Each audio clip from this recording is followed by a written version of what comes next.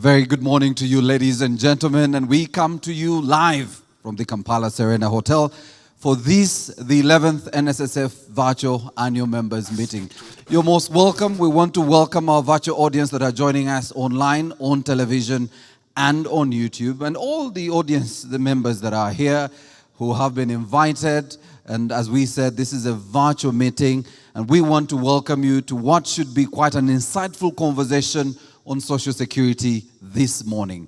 I want in a very special way to recognize the board, the chairman and the board of NSSF, our former board members who are also here, the executive team at NSSF led by the managing director here, Patrick Kayota, our director, our deputy secretary to the treasury who is here, Patrick Ochailap, and all the invited guests. Welcome to this, the 11th NSSF annual members meeting. We want to start our annual members meeting, as we always do, in style by talking about the numbers. And this time, as we said, since it's virtual, we want to cross over to Audit House, where we now invite the Auditor General himself, Mr. John S. Muwanga, to give us the financials and tell us the health of our fund. Over to you, Mr. John Muwanga. Thank you. Report of the Auditor General on the financial statements of the National Social Security Fund, NSSF, for the financial year ended 30th of June, 2023. The members of the National Social Security Fund, it gives me pleasure this morning to present my report on the audit of National Social Security Fund, NSSF, financial statements. Introduction. In accordance with Section 23 of the National Audit Act 2008, I appointed MS PricewaterhouseCoopers, certified public accountants, to audit the financial statements of the National Social Security Fund on my behalf to enable me to report to Parliament in accordance with Article 163, subsection 4 of the Constitution of the Republic of Uganda, 1995, as amended. Opinion. I have audited the financial statements of the National Social Security Fund, the fund, set out on pages 13 to 96, comprise the statement of assets available for benefits as at 30th of June 2023, the statement of changes in net assets available for benefits for the year, the statements of changes in the fund reserves, the statement cash flows for the year then ended, and notes comprising the summary of significant accounting policies and other extra information. In my opinion, the accompanying financial statements give a true and fair view of the financial position of National Social Society, and as at 30th June 2023, and of its financial performance, its cash flows for the year then ended, in accordance with international financial reporting standards and the requirements of Uganda Retirement Benefits Regulatory Authority, UBRA Act 2011, and National Social Security Fund Act 1985, as amended 2022. Emphasis of matters. Without qualifying my opinion, I draw attention to the following matter disclosed in the financial statements. Accumulated deficits recognized within the member liabilities in the statements of net assets available for benefits. I draw your attention to the composition of members' liabilities in the statement net assets available for the benefits, which shows an accumulated deficit of Uganda shillings 794 billion, resulting from the allocations of interest to members' accounts exceeding amounts available for the allocation of interest. As a result, accumulated members' funds exceeded funds assets by GX, the shillings 8 billion. Payment interest beyond the reserve is an indication that the fund may not be having sufficient capital to settle member liabilities. The directors accept the deficit arising be reversed within the next 2 to 3 years through net increases in fund beyond and amounts to be allocated to members as interest over the period. Signed, John F.S. Mwanga, Auditor General. September 2023. Thank you.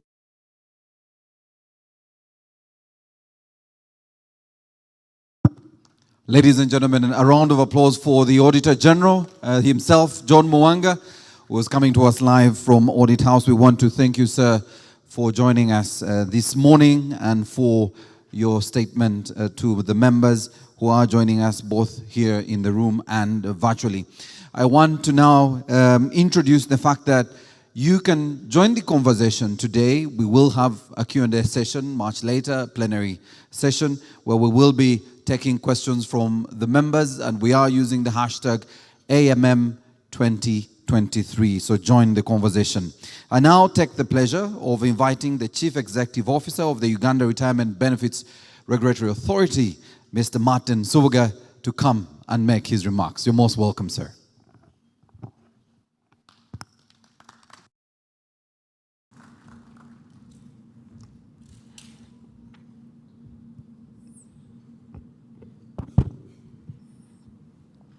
Good morning, ladies and gentlemen.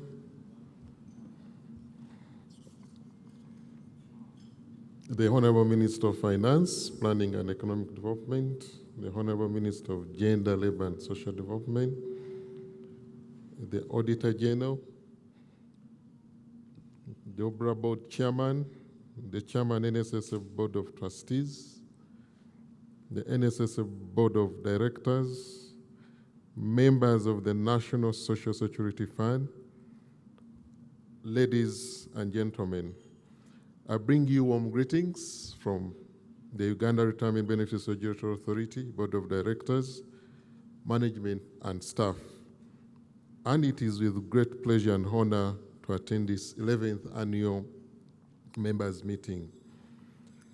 First, allow me to congratulate Mr. Patrick Ayota upon his appointment as the Managing Director of the Fund and wish him tremendous success on this journey and pledge our support. Secondly, I wish to thank the NSSF Board of Directors for providing oversight to the Fund, establishing such a strong institutional framework, and for organizing these annual members' meetings. These meetings are a hallmark of transparent stewardship because they provide an open platform for you to account members and receive their feedback. As you may be aware, holding annual general meetings in the case of the annual members meeting is a statutory requirement provided for under the OBRA Act.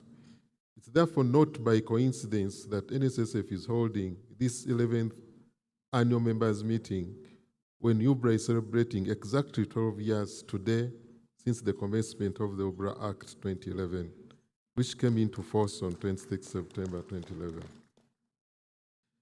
In the conduct of the members' meeting, the directors and the trustees of NSSF are only complying to the OBRA Act and regulations, and of course the NSSF Act, but also providing the feedback to not only the members, but also the various stakeholders who are interested in the activities planned. It's however not my duty to speak about the NSSF performance.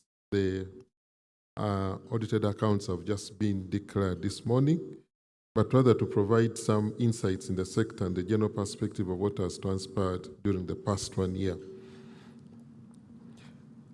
Of course, we are yet to receive the audited accounts, but the practice is that once they've been presented to this audience, that's the members, and upon their approval, then they'll be submitted to the regulator for scrutiny.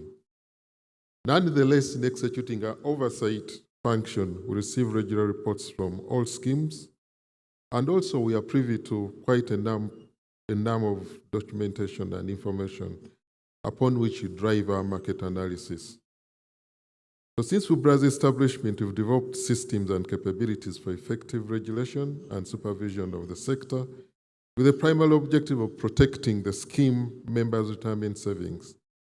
We have established a strong supervisory framework which has provided a foundation for strong performance of the sector over the past 10 years. Retirement benefit schemes today hold 21.6 billion of assets, of which NSSF holds 18.5 billion, while occupational schemes hold 3.1 billion. It should be noted that NSSF has been in existence since 1985, but growth has mostly escalated in the last 10 years. And of course, similarly, the growth in the occupational schemes has also shot up exponentially in the past 9 years. This not only reflects adherence to regulatory requirements, the set rules and standards, but also indicates a great market potential if nurtured and well supervised. The sector has registered an average growth rate of 16% over the past 7 years. However, during the period ending June 2023, we experienced a slowdown, growing at an average of 9.2 in investments. And this was largely on account of 3 factors. Number one, you had a decline in yields on government securities during the year. The central bank, through its tight monetary policy, and of course, government, through its fiscal discipline, were able to contain the escalation of the interest rates on government securities, which lowered the yields on bonds issued during the financial 2022-23 compared to the financial 2021-2022. The beauty, though, is that the bonds issued in the earlier years at generous yields continue to provide a cushion of returns to members. And given the long-term nature of investments that the majority of schemes in this country. The other factor that affected us in the sector was largely on the exchange rate, largely on the appreciation of the Ugandan shilling against the Kenyan shilling. Not that we don't want a strong Ugandan shilling, but it is a reverse of trends where there was a very strong depreciation in the Kenyan shilling against the Ugandan shilling since August 2022. And this has significantly impacted on the scheme investments as the sector is largely exposed to the Kenyan market, where we hold around 24% of the portfolio, which are invested in Kenyan fixed income assets and equities. The third area where we had that affected the sector largely and the underperformance of the equities market in the region. Of course, not only here, but on the Kenyan side. and where we saw the stocks traded poorly during the year because of alternative investment options outside the region, and of course with the challenges in Kenya because of the foreign debt that they're holding, which largely impaired the market and of course the equities that we have. We have quite a substantial amount in the bonds in the Kenyan market and of course in the equities side. But we are, however, confident that schemes we are able to navigate and continue to navigate and taking advantage of the diversification benefits from varied asset allocation. For sustainability and further sector growth and mitigation against the risks, the authority has taken a number of measures to address some of these challenges. First, we think one of the challenges in the sector-wide has been the level of understanding and competences of the trustees, and we've been able to deliberately develop the trustees' capacity stress certification program, which is aimed at driving the standards of trustees and their ability to understand and interpret basic economic and market fundamentals to inform their decision-making as they execute their fiduciary duties. The second one, we've gone ahead to enhance our risk-based supervision framework to support our oversight through the development of an electronic system. And risk-based supervision system which is a proactive approach to identifies risk timely through early warning system mechanisms, shall enable us to identify and deal with issues before they escalate and cause greater harm to the scheme. We expect effective operation of risk operation framework is scheduled for October, just in a day's time. And thirdly, the authority has approved a number of requests to temporarily vary the investment allocation limits. This one also address the issue of the underperformance of the equity side and the performance of the Kenyan side to allow schemes to increase the investments in the government securities, local ones in Uganda, to 90% despite the current cap of 80%. This is just a temporary arrangement, and we think it will be restored to normality in 12 months. Before I conclude, I thought it wise to share the other important area of challenge that we are facing or we are grappling with, and that is the low coverage of retirement benefits. As at June 2023, retirement benefits sector coverage was at 14% of the working population, and this is based on the new population estimate of Uganda labor force issued by UBOS in 2023. There's therefore an urgent need to address this issue of exclusiveness from the retirement benefits sector, and we are working tirelessly to ensure that we make a contribution into this. We believe that if we put our heads together with all the schemes and all the innovations around, we shall be able to pull off this. We know which is a very big challenge of old age poverty. But it's also important to note that the issue of old age poverty is not unique to Uganda, it's a global concern. And as indicated in the UN Sustainable Development Goal 1, there's a desire to eradicate extreme poverty for all people everywhere by 2030. But it must be noted that poverty affects the elderly in more burdensome ways, and many of them are vulnerable and unable to fend for themselves. This is why at UBRA we emphasize the early commitment to long-term saving, which goes a long way to eradicate this old age poverty. But it's also important to note that it's the individual's responsibility of every able person to choose a long-term saving vehicle other than focusing and relying on government support. We believe this will have a huge financial base necessary to give them the standard of living that they desire and subsequently enhance their lifestyle.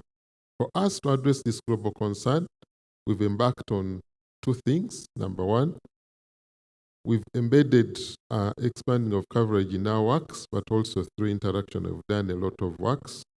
And we are about to launch a study that we've done with the Financial Sector Development Uganda, which we think shall be able to contribute to the discussion on the micro-pension agenda.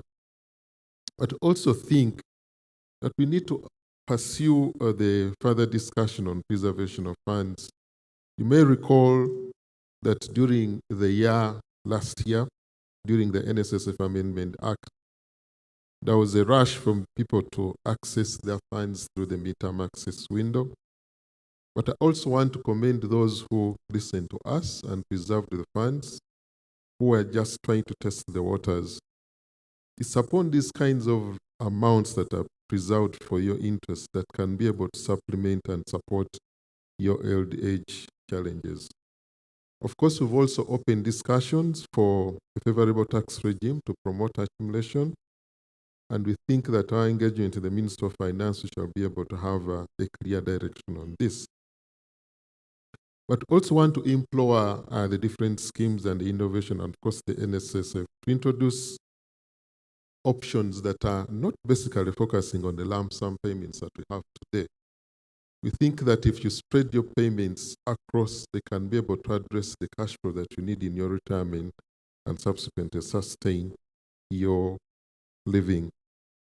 And of course, we need to enhance the financial literacy, and this is why I want to commend the NSSF for the journey they've made in continuously educating the masses. At UBRA, we commit to support any initiative that promotes coverage of retirement benefits to the wider Ugandan population, and we continue to remind members that retirement savings are for long term. Likewise, investment decisions should be also long term in nature. Unfortunately, this market is dominated by short-termism, which is influencing investment decisions. And this is another discussion that we need to focus on. We know that trustees and members need to reverse this position. Otherwise, the focus on short-termism, which is largely influencing the returns, tends to impair the long-term objective that mirrors the long-term nature of the investment market. As I conclude, we commend the NSSF board, management and employees for contributing to the delivery of the fund's mandate thus far, ensuring compliance with the existing legal framework, and more so contributing to a vibrant, secure, and sustainable retirement benefit sector in Uganda. As the sector regulator, we reiterate our commitment to uphold best governance practices in retirement benefit scheme, and also ensuring prudence in schemes administration and investment as we protect the retirement benefits of members and their beneficiaries. It's upon this foundation that government can leverage on the pension sector's long-term savings to support Uganda's economic transformation. I thank you for your attention, and may God bless you abundantly. Thank you very much, the CEO of UBRA, Mr. Martin Subuga. And ladies and gentlemen, this is the moment we've all been waiting for, the Managing Director's report for the financial year 2022-2023. Get out your notebooks, get out your pens. This could be a masterclass in social security. Ladies and gentlemen, the Managing Director, NSSF, Mr. Patrick Ayota. Thank you very much. Thank you, the Auditor General and PwC, who is here for the work that you've done. Thank you very much, our CEO of UBRA, Mr. Martin Subuga. Thank you, the board members who are here, my bosses. And thank you, the previous board who continue to be our bosses and continue to guide us. And thank you, my ex-colleagues who are here. So mine will just be to take you through last year and the future.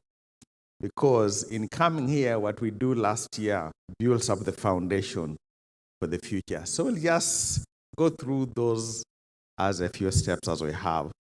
Well, yesterday Victor was telling me you need to start up with a joke, but I was thinking about, I don't have one, except to tell you it's not a joke, it's actually the truth. I'm from a little village called Nyem Nyem. Now, people have a hard time. They think it's non-existent. Actually, it is existent. You're going from Tororo to Mbale, halfway, 14 miles. Make a left. Ask for Nyem Nyem, they'll direct you there. And that's where I come. And you'll understand why I say it's very important. Because the oxygen we breathe there and the water we drank there made us to be able to come and share this with you here. So who we are. If you think about, we've kind of gone through these slides before. Vision basically to be a social security provider of choice. It's important we have the word choice there because in our minds, we wanted when somebody saves with NSSF and they go back to bed, they can say, thank God I saved with NSSF. And our purpose, which basically Mr. Martin talked about, we want to make lives better by making savings a way of life. And keep that in mind because later on we bring that back. And this basically the kind of the values that we built our platform on. The customer, you are members are in everything we do. Secondly, integrity is important to us. Trust, by the way, is our most important currency. I'll also share with you where that actually displays itself.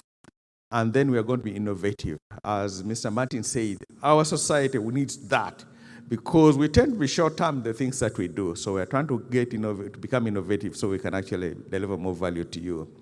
Of course, work as a team, from the top to the bottom, from the board to the ministers, to us, the staff working as a team. And that was actually shown a lot during this past year. And then we were trying to be efficient. We are lean. Now, when I say that, many guys are going to say, no, you guys are kidding, you're wasting money. But I'm going to prove to you that actually, no, we are not. So if you look at our strategy, we set up a vision in 2015. By then, our chairman was Mr. Patrick Kabirenge, who is sitting there. 2015, they pushed us to set up what our strategy would be in 2025, which is 2 years from now. At that time, by the way, we were a 5.5 trillion shilling fund. And they said, I think we wanted to be 10 or 11. They said, no, you can get to 20. And they say, no, sir, your board members, you're kind of crazy. These were the ones who do the work. But they insisted that, no, we need to stretch ourselves, that we'd have a 20 trillion shilling fund by 2025. You'll see where we are in a few minutes. We need to drive our customer satisfaction to 95%. At that point, we are around 69, I believe. We need to be able to pay benefits within 1 day, especially age benefits. At that time, we're paying them in about 36 days. And then we needed to have our staff engaged. For you to deliver that, you need your staff engaged at 95% by 2025. At that time, we're about 70%. There's a correlation between staff satisfaction and customer satisfaction. Research says if your staff are happy, they will deliver good value to your members or to your customers. And that's true because who do they meet? When people come to a worker's house, they don't come and see me. They go see somebody who is sitting on the ground floor. Now, when we deliver that, we said this was going to be our value proposition to our members. 3, safety. That is critical, that we keep your money in such a way that the day you become eligible, the money is there. Safety proposition. Not just the physical money, but also we've preserved your money against inflation. Midterm was an interesting exercise. Many people thought that we couldn't pay midterm.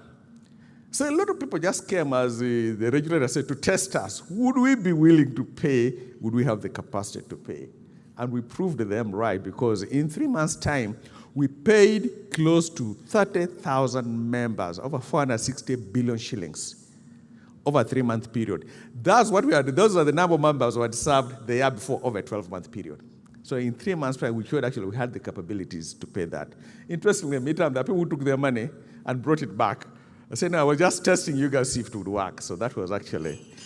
The other one is convenience. It informs the way we serve our members. We want to serve you anytime, anywhere, any place, on any device, so you don't have to come, take a border, take a taxi, come to a branch. In the confines of your bedroom, we can provide you services. And then empowerment. This one we have to thank the government for. One of the saddest things you ever run into, and we come through that, is somebody has got 100 million shillings with NSSF.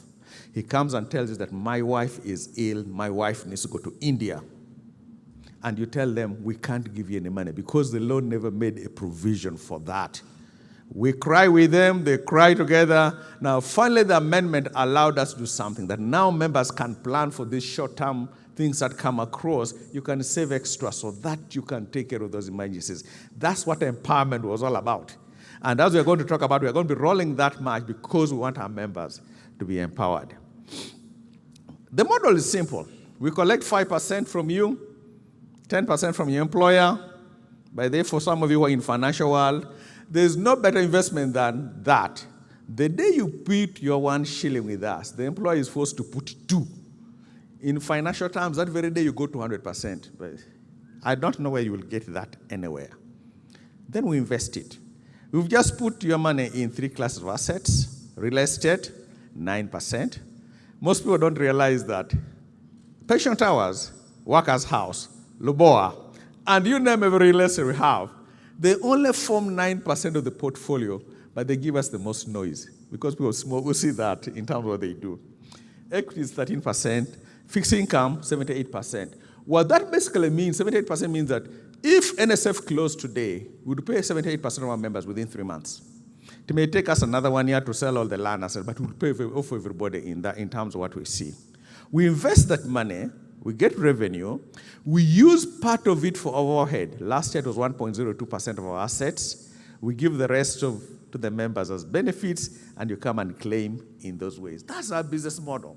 Simple model as it is. And we continuously go that through the cycle so you can actually see that. If you look at the fund today, we have 2.2 million members who are registered with us. 1.6 million have a balance. About 700 are active with us. 88,000 employers registered. Only 45 or 46,000 are active. We have about 22,000 voluntary members because we haven't rolled that up. You can come to us through the branches or through our network. Last year, the percentage of members who came and got services through our branch network were only 8%. 6%. 94% contacted and got services through our digital channels. And we have a staff complement of 579 staff. That number, I'm going to tell you something. Our neighbors, Kenya, right now, if you look at it in dollar terms, we are around $5.8 billion fund. We have 579 staff serving all of you. Our neighbors in Kenya, around $4 billion fund. They've got 1,300 staff serving them. And that tells a little bit about the efficiency of the fund. We're almost 60% more bigger than NSSF Kenya. But we've got a staff complement of only 50% of what they have. So that, it tells you the level of service that we have that has come through there. We go a little bit into last year, and I think the CEO of Ubra mentioned it. The global economy still remained a problem. Lingering shocks from the pandemic, Russia's invasion of Ukraine, global tightening of monetary policy. What happened then, as he mentioned, a lot of developing economies, Uganda Stock Exchange, Nairobi Stock Exchange, Dar es Salaam Stock Exchange, there was capital flight from those because the tightening of rates inside the US raised interest rates in the US. So most people then left, say, let's take my money where there is a higher rate. And what happened is, a place where we invest our money, as Martin's talked about, like in Nairobi, declined by 14%. Uganda declined. Rwanda declined. Dar es Salaam declined because of that. So there was a global depression. Whereas they thought that the growth rate would be 3.1% like last year, the growth rate actually projected for this is only 2.1%. That had a lot of impact, especially for us in Kenya. What you find that in Kenya's situation became worse, especially because you had tighter financial conditions. They had a big drought. They had the global hypes, government spending cuts. It basically impacted the Kenya economy. And we saw it in the Kenya shilling. Now you can just see that graph. Over the 18 months, what happened to the Kenya shillings? It kept on depreciating against the US dollar. But was depreciating much faster than the Uganda shilling, which meant the Uganda shilling was appreciating much faster against the Kenya shilling. Now, my director here, the deputy PSST, that's a very good thing for us, because now that means if I have 10 shillings, I can buy more of Kenyan goods than before. And it's a good thing for us. Where it hits us, though, when we do our evaluations, because PwC tells us here the accounting standards require that. It doesn't matter whether you still have that cow you never sold it, but each year when you're doing a report, make sure that you translate that cow back in the Uganda shilling. So the best example to tell you is, suppose I bought a cow in Kenya 2 years ago. The cow was 10,000 Kenya shillings. The exchange rate between the Uganda shilling and the Kenya shilling was 30 Uganda shillings to 1 Kenya shilling, which means for me to buy that 10,000 shilling cow, I needed to get 30,000 Uganda shillings, exchange it back into Kenya shillings. And I bought my cow. 1 year later, because of all that was going on, what the PSSC is doing here, the Uganda shilling, now you don't need 30 shillings, you need 25 shillings to buy the same cow. In accounting terms, what we do is we then have to record, and now record our cow at 25,000 shillings, not 30,000 shillings.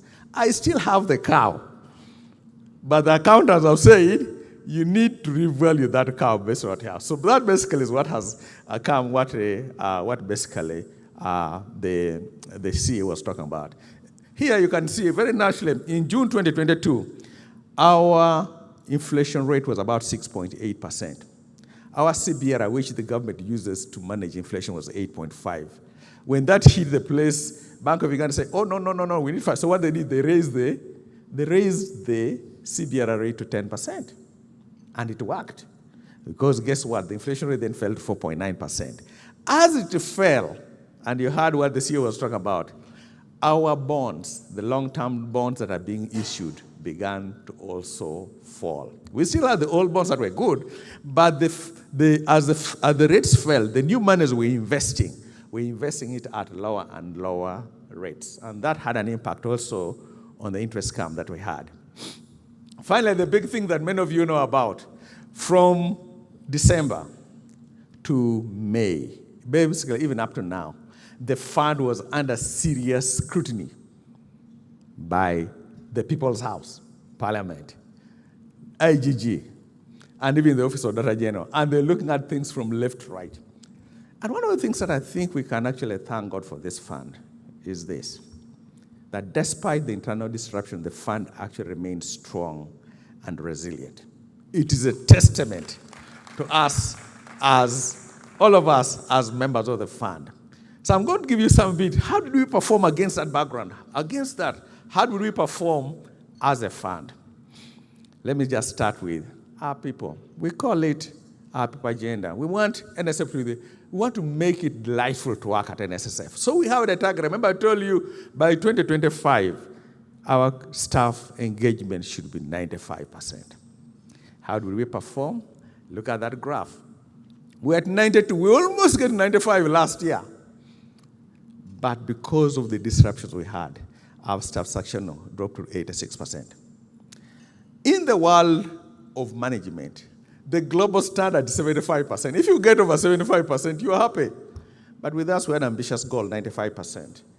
It declined from 92% to 86%. 6% fell.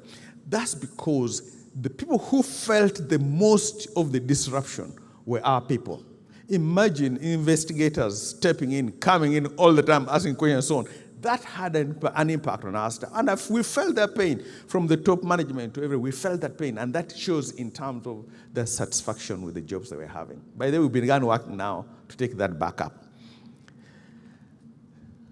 Then we had what we call efficient processes. How did we perform? Remember, our target is to pay benefits within 1 day by 2025, especially age benefit. Now, some of you may say, actually, the first time we say that, the board says we must be crazy. You cannot pay benefits within 1 day. And we say, no, we can't. And they say, nobody is doing it in this environment. I say, yes, nobody is doing it in this environment as a pension fund. However, let me give you what we benchmarked against.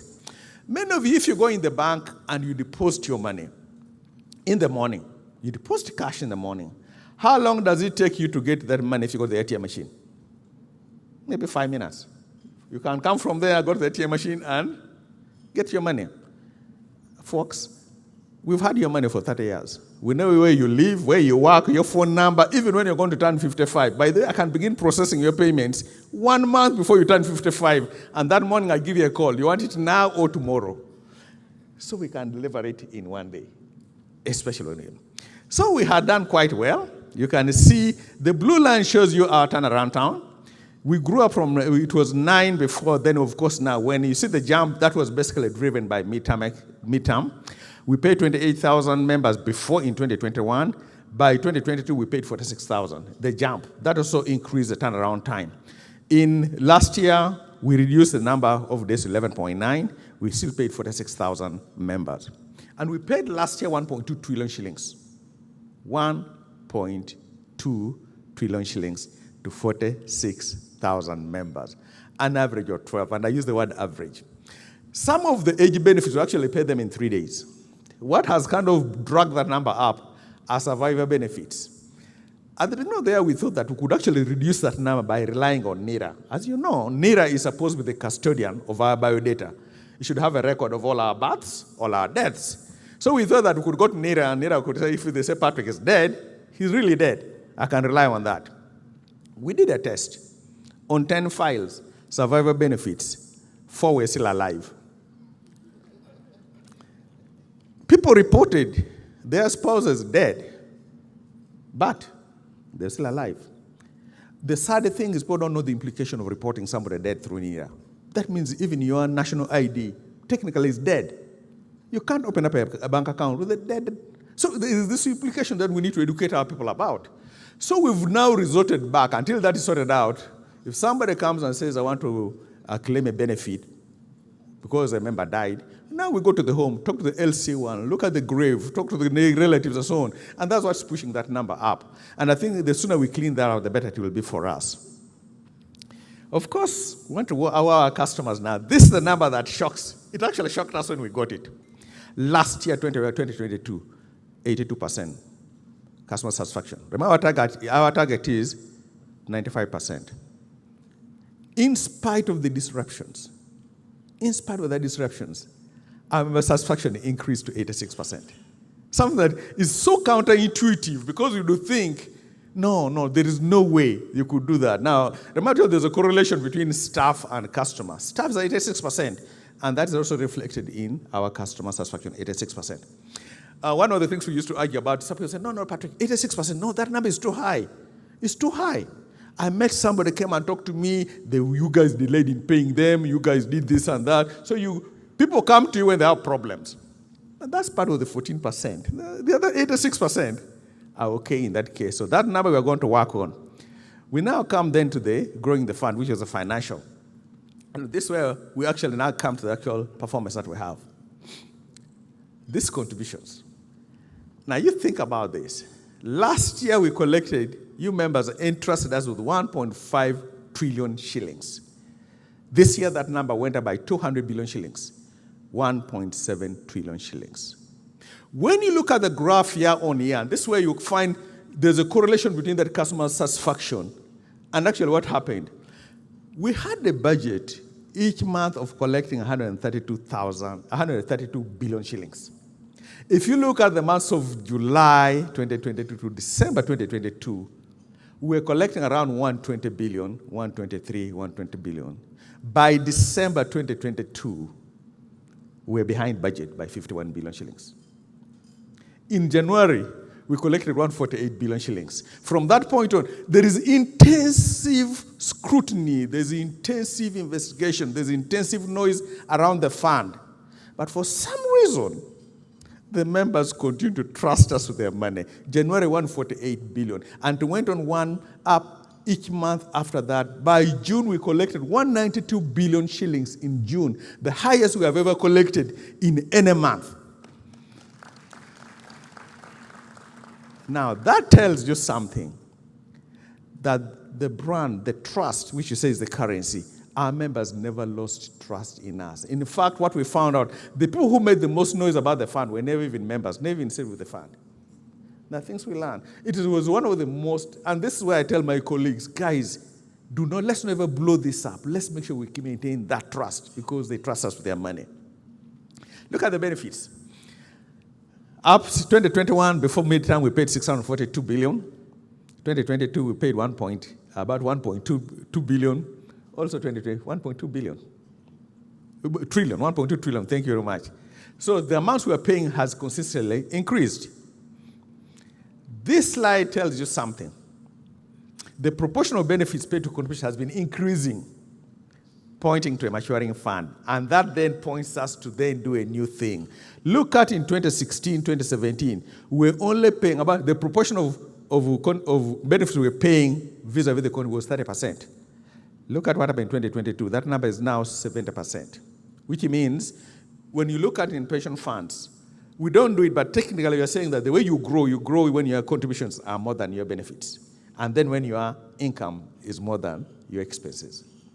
As the benefits begin to creep up, if you don't do something, your fund matures, and there's a point at which you can begin to die. And that's why we have to figure out a new way of doing things to get where we want to do. This graph, those who are looking at efficiency, I want to tell you something. There is the red line. The red line is our cost, year in, year out. Total cost, everything, depreciation, non-cash, whatever, is all in that red line. By the end, last year, interestingly, now, we spent 190 billion shillings from 203 billion shillings. We actually spent less money than the previous year. Look at the blue line. The blue line is our realized income, the actual income we made. It went up from 1.9 trillion to 2.2 trillion shillings. Now you may say, hey, now you guys made all that money. What did you do? Did you eat that money? Look at the green line. It all went to the member. We took a little bit, spent it on our expenses, but then the rest of it, we've given to our members. This is the value we create to our members. And we create value for the members through these ways. We collect on your behalf 1.7 trillion shillings. The interest we give on your account, 1.58 trillion shillings.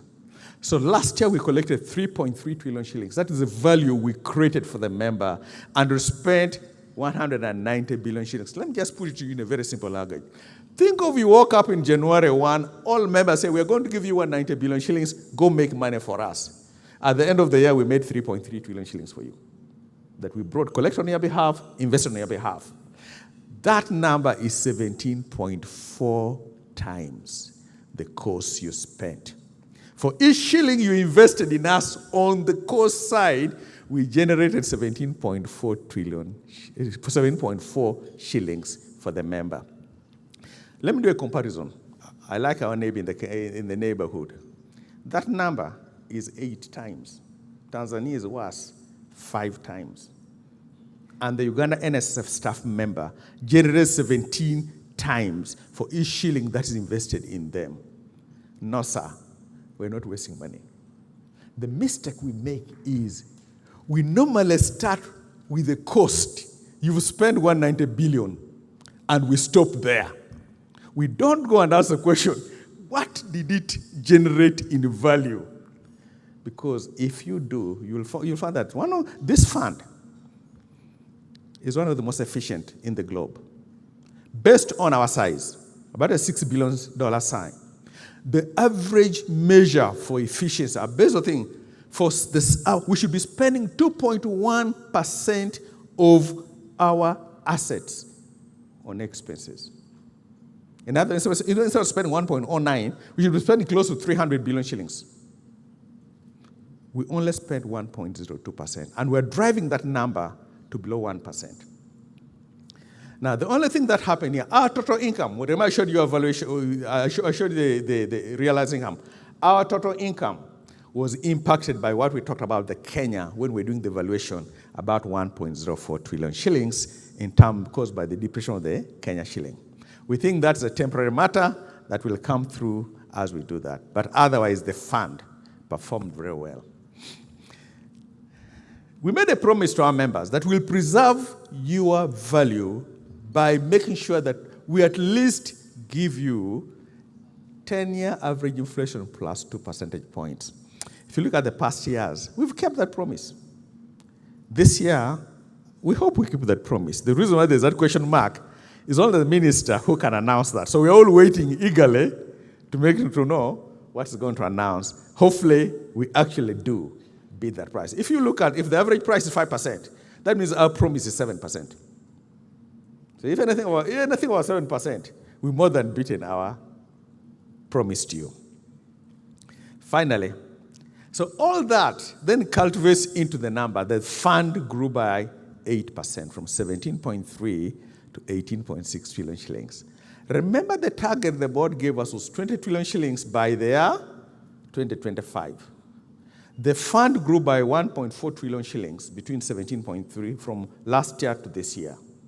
We only need 1.4 trillion shillings to get to 20 trillion, which means most likely, and I use the word most likely, we'll hit 20 trillion by 2024. So, sir, thank you for pushing us. Some of the agendas we're doing, this is what we call the entrepreneur scale. We are scaling this. It's important to understand some of these things, and it's going to come back to what we talked about with that. We have a High Innovator initiative together with Mastercard Foundation. What we figured out was, as the fund begins to mature, we better begin to create our own members. We can't wait for the economy to create members. It is not creating members. So we have this program where we're trying to create jobs. So far, we've funded 266 businesses. We've trained over 16, 17, almost 7,000 entrepreneurs, created and sustained 88,000 jobs. Out of those, we actually have registered 1,800, and they brought in 200 million shillings in contributions. And this is the starting of the program. We are creating our own members. We're not waiting for the economy to do that. And we're going to tell you some other things that we have. We have what we call the Artisan Initiative. We onboarded about 6 or 7 on a platform. Now, if you want a carpenter, you want a mechanic, you want a plumber, go to Uncle Bob, and you'll get one of them there. They come and serve you. If you don't like, give them a thumbs down. Nobody else will get them. But we're trying to do that so that we can be part of this economy. There are some of the things we did. Kampala one was good. Raised almost 1 billion shillings to renovate 20 schools. The Career Expos, we reached about 5,000 students in 7 universities. And of course, our financial literacy program that you talked about. Interestingly enough, we had a reach of 2.3 million Ugandans online on financial literacy. It's one of the best programs that we have that's helping us reach there. So as we come to that, now I take you a little bit to the future. Remember, our purpose is to make lives better by making savings a way of life. And the question is, we should not make lives better for only 10% of Uganda's labor force, because that's only what we have in this country. That's what's saving with the NSSF today. We cannot. And say we're making lives better. The fund is maturing, as we said. So we must look for new opportunities for growth. That led us to what now you've seen plus around here, what we call a Vision 2035. Has 3 pillars that underpin it. We want to move our coverage from 10% to 50% of Uganda's working population. 50%. We want to grow from whatever we are now, 18.6 trillion, to 50 trillion shillings by 2035. We want to do all that while there is an engagement, satisfaction rate between all our stakeholders, our customers, our staff, and others at 95%. I'm going to tell you something so audacious. You want to grow from 18.6 trillion to 50 trillion shillings in 12 years. It took us 43 years from 1985 to grow to 18.6 trillion shillings. How dare you think you can do it? Yes, we can. And yes, we will. But the numbers don't lie. Most likely we can really exceed this number. Somebody told me the other day, said, Patrick, that's so bad. You know, they give you a 5-year contract, but then you are giving a 10-year commitment. Aren't you trying to trap somebody else to come? The answer is yes, I am. But the truth is, we'll get there. We can actually get there by the things that we do. And how will we get there? The 2 platforms that will take us there is what create a willingness to save among Ugandans. Exactly what the CEO of WUBRA said. We repurpose and redesign the financial literacy program, animate it, local language, whatever it is, so we can bring that to bear. The key is stakeholder management. The Minister of Gender opened our eyes something we didn't even know was in this country. So far, since July, we've had 3 major engagements. Minister of Works, just dealing with the road sector. And there are so many people in the road sector that we've never even seen before. And now they're saying each subcontractor on the road sector will not get a license renewed unless they have an NSSF clearing certificate. We had an engagement with last week with the ICT section, ICT ministry. And there's so many players within there who had never, same commitment. And we're going to have one also with the energy sector. All the oil, petroleum guys, the room was full of subcontractors, and they made a commitment they will not license any subcontractor without an NSSF clearance certificate. And those are the members that how we increase. And by leveraging on what's already available in the ecosystem, we will. Of course, awareness and compliance campaigns will follow that. And then we'll revisit alternative investments. We're looking at PPPs, public-private partnerships, affordable housing, impactful projects that will unleash. We're even going to the communities because there are people in the communities, skilled, trained, have nothing to do. They just need a little help, and they'll begin saving with the fund. So we're going to be part and parcel of this country in terms of what we do. So after creating the willingness to save, we have to create the capacity to save. And really the goals are three: increase people's earnings, monetize the informal sector, make savings convenient. We'll create jobs. The High Innovator Program, we are going to scale it up. Most likely we'll scale it from 500 startups, maybe 1,000 startups, and create enough jobs through that. This one I will love. Finally, we had a major discussion with Mr. Chailap, the Deputy PSST, and his team. And we all agreed, if you think about, if we're going to reach 50% of this population, you need to get out of the formal sector. We have to. We cannot be in the formal sector. We have to go in the informal sector. The biggest group in the informal sector is who? Agriculture. So whether you want it or not, you better touch those farmers for them to save with you. So when we look at the ecosystem, let's look at NADS, OWC, PDM. The assumption we've made under that is that the farmer is 100% of the problem. So the production side of this business, the supply side of agriculture is the problem. Fix supply, you'll create demand. But that's the fundamental flaw in economics. Supply doesn't drive demand. Demand drives supply. So we finally agree that we need to do something with the demand side of agriculture.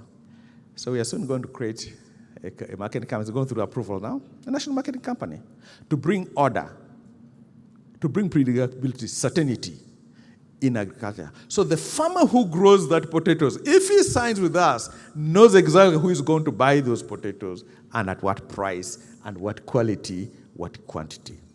The day we bring that, we'll raise productivity in this country on agriculture 3 times. One of the saddest things that happens is there was a minister from Zimbabwe. He was here. We're trying to get him to buy maize from us. And he said, I cannot buy Ugandan maize to bring to Zimbabwe because there will be a riot on the streets. People are going to ask me that. Why is that you brought Ugandan maize that's more expensive in Zimbabwe than Mexican maize that's cheaper? So our maize in Zimbabwe is more expensive than the maize from Mexico, which is in the other continent. And the reason is simple. From an acre of maize, a Mexican farmer gets 2,400 kilograms. And there's a market. So he can invest in fertilizers, can invest in all the things that he needs to invest in because he has that. A Ugandan farmer who gets 800 kilograms of maize on an acre struggles to sell that 800 acres. You tell me if he's going to invest in fertilizers to increase productivity.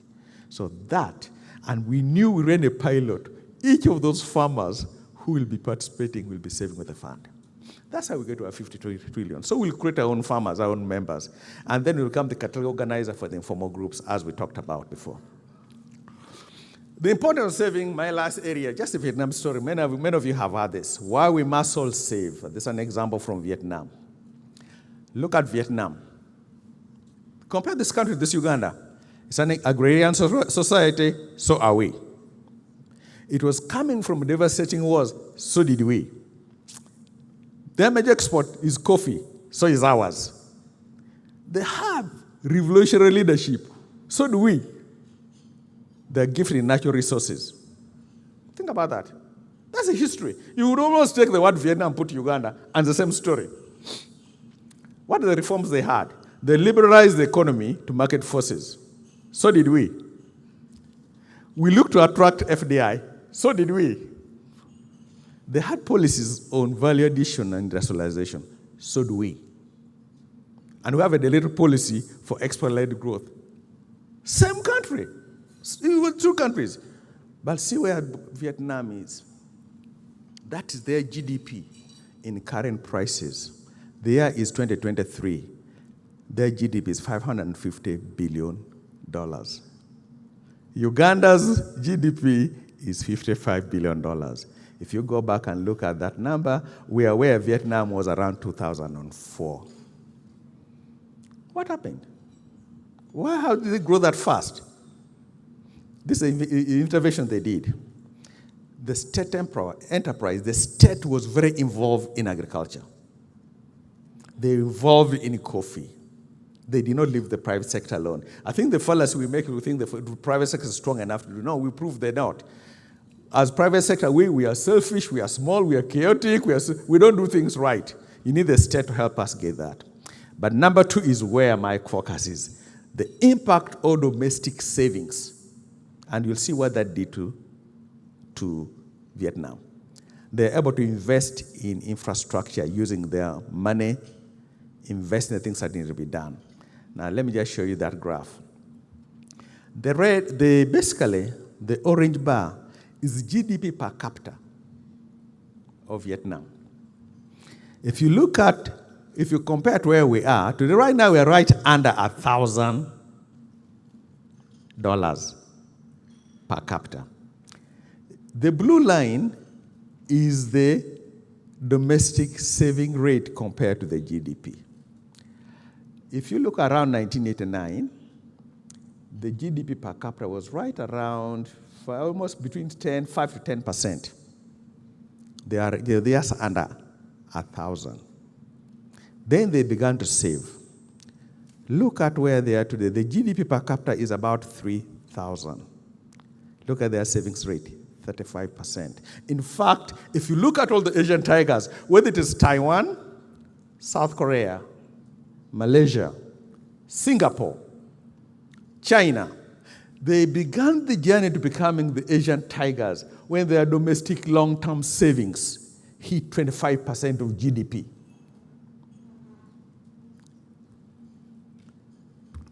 Ours is 11%. No wonder when the World Bank says we're not giving you any new money, we all panic, except the president. We all get into, oh my goodness, what's going to happen? Because we are depending on the donor community for it. When we can actually have our own savings. Because in that case, we don't show up on the table empty-handed. We can put something on the table and negotiate better terms for ourselves.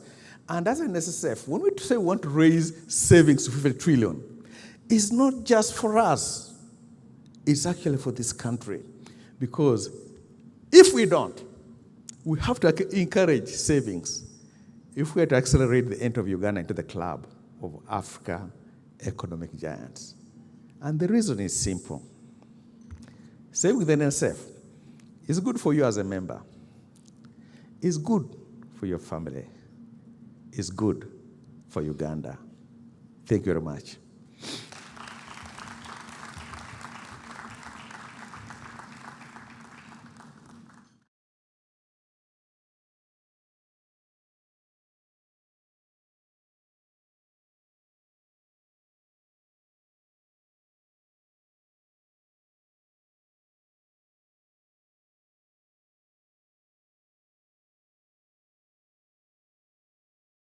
Through you, the board. And if you're joining us for this 11th virtual annual members meeting, we want to welcome you. We want to appreciate the virtual audience that's joining us on Twitter, on X. Well, now we have to remember it's X. On X and on YouTube and all the platforms where you're watching us from, including television. We want to thank you for being with us. We have a live audience here. And much later this morning, we will have a plenary session where we'll engage the senior executive team at NSSF on this performance that's been reported by the managing director. We want to once again appreciate the managing director's report on the financials, the performance, and the outlook. I want to now take the pleasure of inviting the chairman of the NSSF board, Mr. Peter Chimboa, to come and make his remarks. And after his remarks, he will also launch our ESG product. So we want to welcome you, sir. And also after launching the ESG, Chairman, you will invite our Minister of Gender.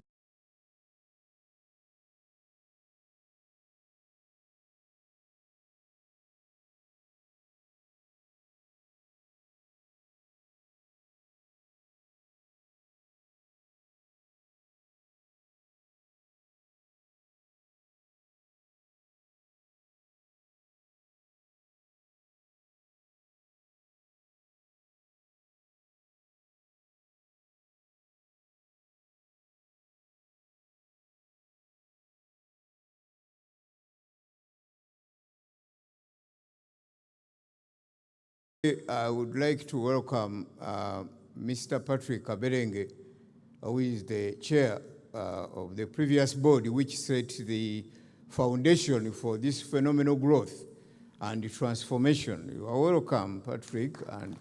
And also the advisors to the board, Mr. Tete, we've got also Mr. Koboy and the engineer Semogerere. I would like right now at this point to invite my colleagues on the board because I am because they are.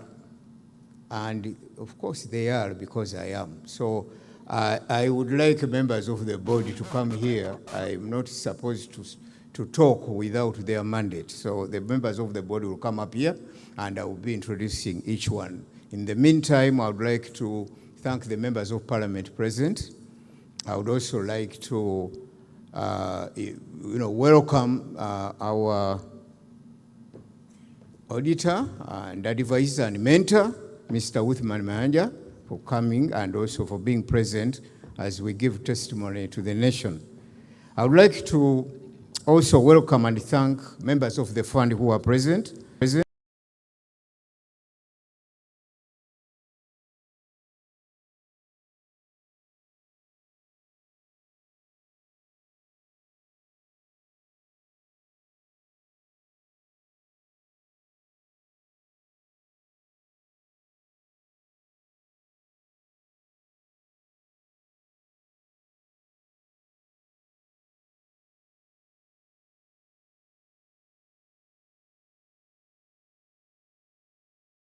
Our job as members of the board has been, and still is, to ensure that the wings are able to fly.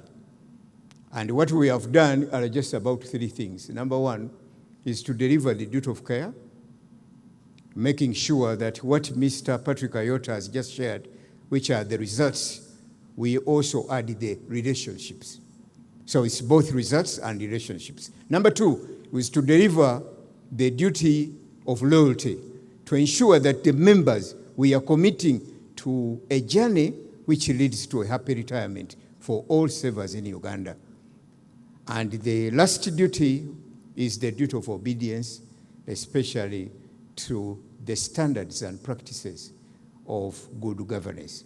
On this note, I would like to introduce Mr. Patrick Ochailap, who is also the Deputy Secretary to Treasury, PST, who is our board member, Dr. Silva Mugisha, who happens also to be the Chief Executive of National Water and Sewage Corporation, Honorable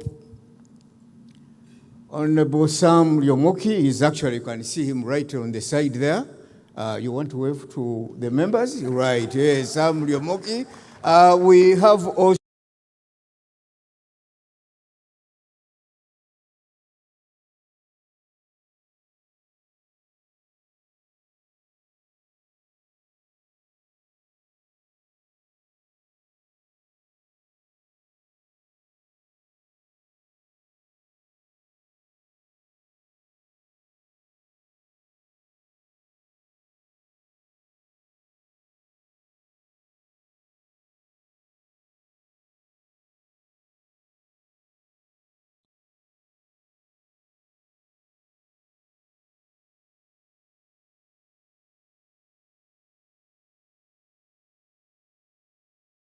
here in a kind of celebration mood. Patrick has mentioned, Patrick Ayota, that crisis shapes us, and we have climbed out of adversity much the same way like when champions get into crisis, they simply evolve, they adopt and move on. NSSF will continue to expect challenges and crises because that's who we are. We have to expect them. If you don't expect crisis and adversity, it's almost like a guy who is in the village market and expects a bull not to charge at him because he's a vegetarian. No. So we expect this. And what we have built is we have built systems to do this. We are shaping a strategy that's creating a new vision for the fund, as you've seen it, 2035, looking far and positioning the fund to achieve exactly that. We are shaping the results, but we are, as a board, we are shaping also the relationships. How? I would like members present here and those online to first of all give, maybe I would consider it very good applause, a thunderous one if you can, to the members of staff of NSSF, all of them. And I would like you to stand up and we really give you real clap. These are the heroes. All members of staff of NSSF, our talent management, mobilizing, engaging, and communicating with members of staff, and even among themselves, and also developing them every day, not to just be experts, technical experts, but to become leaders. To become leaders. Technical experts become leaders. So we thank you very much, Tan. And I must feel very proud, along with my colleagues present here, that I think NSSF hosts some of the most intellectually talented individuals in this country. And you can see from the results. So recovering from the tumultuous times, the very difficult times that we have gone through this year, we give this all to the staff of NSSF, the talent that has done this. Ladies and gentlemen, there is a common word which is called thick. And Patrick Ayota has said everything. But as a board, our job is to ask, analyze, and follow through. And we analyze and follow through in just 5 areas. Number one is the technology uptake at the fund. We all know that NSSF is not just your social security fund. NSSF is a technology company. So have no doubt about that. It's just a technology company. Why? Because technology enables connectivity and collaboration across. And we now be able to move from the 20% to the 50% using technology.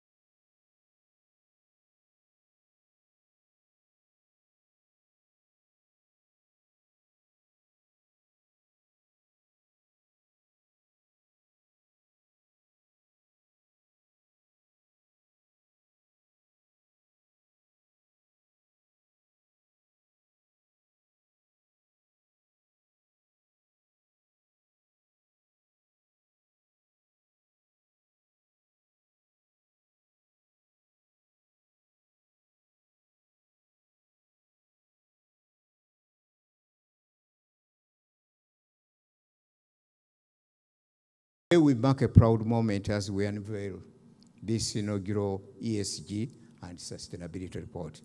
This report is not merely a collection of facts or figures. It serves as a testament and demonstration of our profound commitment to ESG principles, deeply ingrained in the core of our operations. We commit and state clearly that our regulator, UBRA, will be in many ways assessing and examining our compliance, in addition to other sign-ons that we have with the internationally accepted and internationally recommended raters of ESG compliance of the fund. Our mission extends beyond financial prosperity. It encompasses a deep and responsibility. We are moving from a simple mere handshake, which is more around philanthropy. which is merely more about corporate social responsibility. We are going for an embrace. Members who are present here, especially those who are married or who have relatives you love, you know that there's a difference between a handshake and an embrace, which sometimes is accompanied by more intimacy. So NSSF wants to build that intimacy with the society. This is integral to our strategy. Support to the community and working with the community is part of our business model. It's not peripheral to our business model. So this report is a declaration that we are not just a social security services provider, but a force for positive change for our communities and protecting our planet. As we look ahead, we commit to driving shared value and sustainable growth while addressing the pressing challenges faced by our customers, employers, and communities. Together,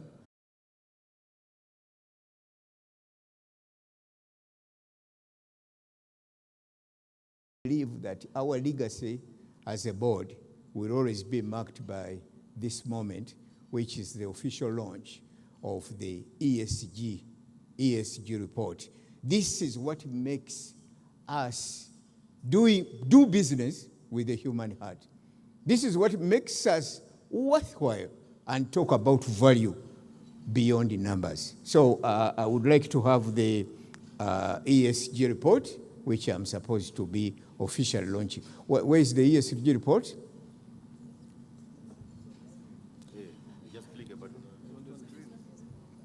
Aha.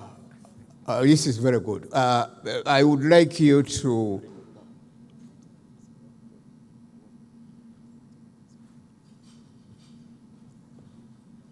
yes, members of the audience, the gentleman right here is Mr. Hassan Mudiba, who is a member of the board, and also Director Annette Birungi. You want to give them a clap? Yes, that's right. Very good, very good. On behalf of the board,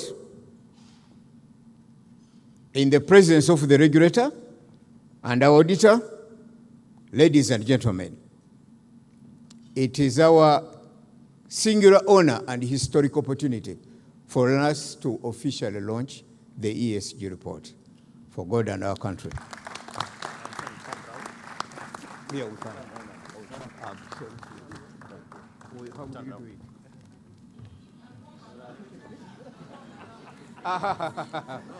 No. Yeah, but they didn't have it. So. But wanted to sign.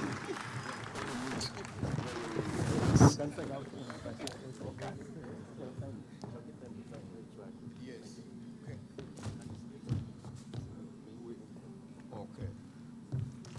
Okay. I don't know whether we need to have a little interval before I officially invite the Minister for Labor, Gender and Social Development. And then we'll be able to move on. President of the conference proceedings, are we okay? Good. Ladies and gentlemen, another round of applause for our chairman, Mr. Peter Kimbo. And since this is being broadcast live, we will take a technical break, which is really to run some of our products for you who are here in the audience and those of you who are online. So let's turn to the screen. It's a new day at the Fend. A new chapter is unfolding. With renewed ambition, unwavering passion, and an unyielding sense of purpose, we are driven by a newborn spirit to serve not just you, but everyone and anyone who seeks a better life. Together, we're forging a realm of new possibilities. Vision 2035 is clear. Join us for the 11th NSSF Annual Members Meeting happening on the 26th of September 2023, starting at 9 a.m. live on TV and online. Visit www.nsfug.org/AMM 2023 to register your attendance. NSSF, a better life. As the sun rises across Uganda, a new dawn and luxury living awakens. Solana Life Lifestyle and Residences is Uganda's newest, most prestigious and award-winning lifestyle destination, an address for those who dream differently.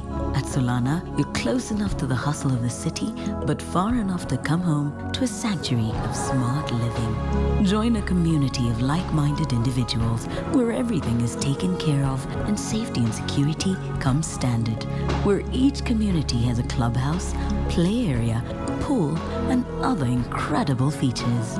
Let an oasis of calm greet you at the end of each day with manicured gardens, pathways, parks, bicycle tracks, and so much more. Whether you're upscaling or settling down, buying a first home or investing, Solana has it all.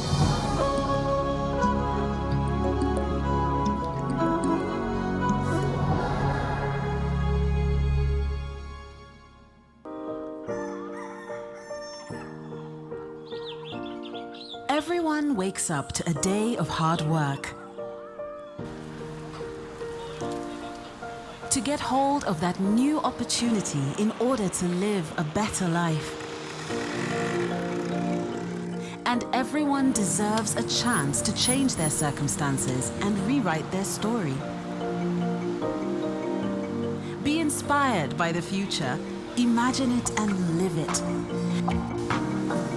To shape the future and be able to withstand life's surprises. To ensure that tomorrow will be a better day. Now you can. Now you can. Now you can. Now you can.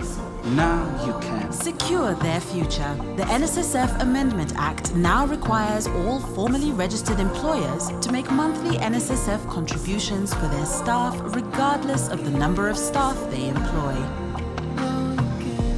NSSF, a better life. As the sun rises across Uganda, a new dawn and luxury living awakens. Solana Lifestyle and Residences is Uganda's newest, most prestigious and award-winning lifestyle destination, an address for those who dream differently. At Solana, you're close enough to the hustle of the city, but far enough to come home to a sanctuary of smart living. Join a community of like-minded individuals where everything is taken care of and safety and security comes standard, where each community has a clubhouse, play area, pool, and other incredible features. Let an oasis of calm greet you at the end of each day with manicured gardens, pathways, parks, bicycle tracks, and so much more. Whether you're upscaling or settling down, buying a first home or investing, Solana has it all.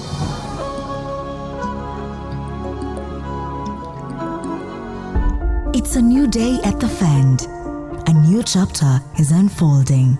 With renewed ambition, unwavering passion, and an unyielding sense of purpose, we are driven by a newborn spirit to serve not just you, but everyone and anyone who seeks a better life. Together, we're forging a realm of new possibilities. Vision 2035 is clear.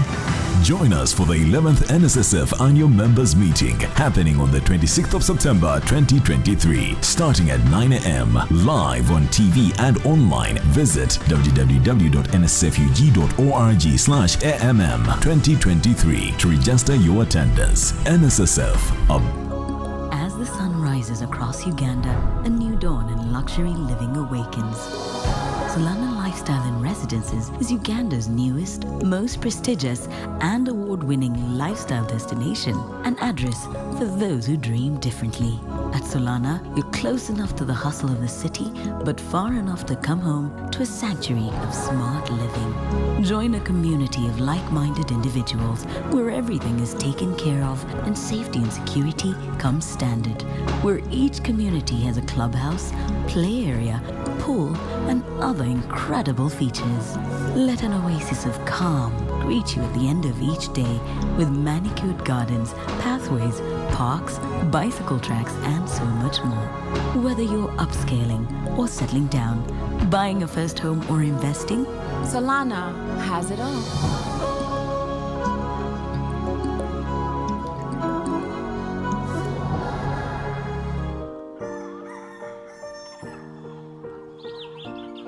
Everyone wakes up to a day of hard work.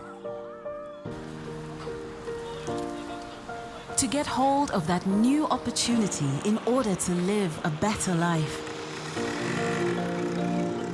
And everyone deserves a chance to change their circumstances and rewrite their story. Be inspired by the future, imagine it and live it. To shape the future and be able to withstand life's surprises. To ensure that tomorrow will be a better day. Now you can. Now you can. Now you can. Now you can. Now you can. Secure their future. The NSSF Amendment Act now requires all formally registered employers to make monthly NSSF contributions for their staff regardless of the number of staff they employ. NSSF, a better life.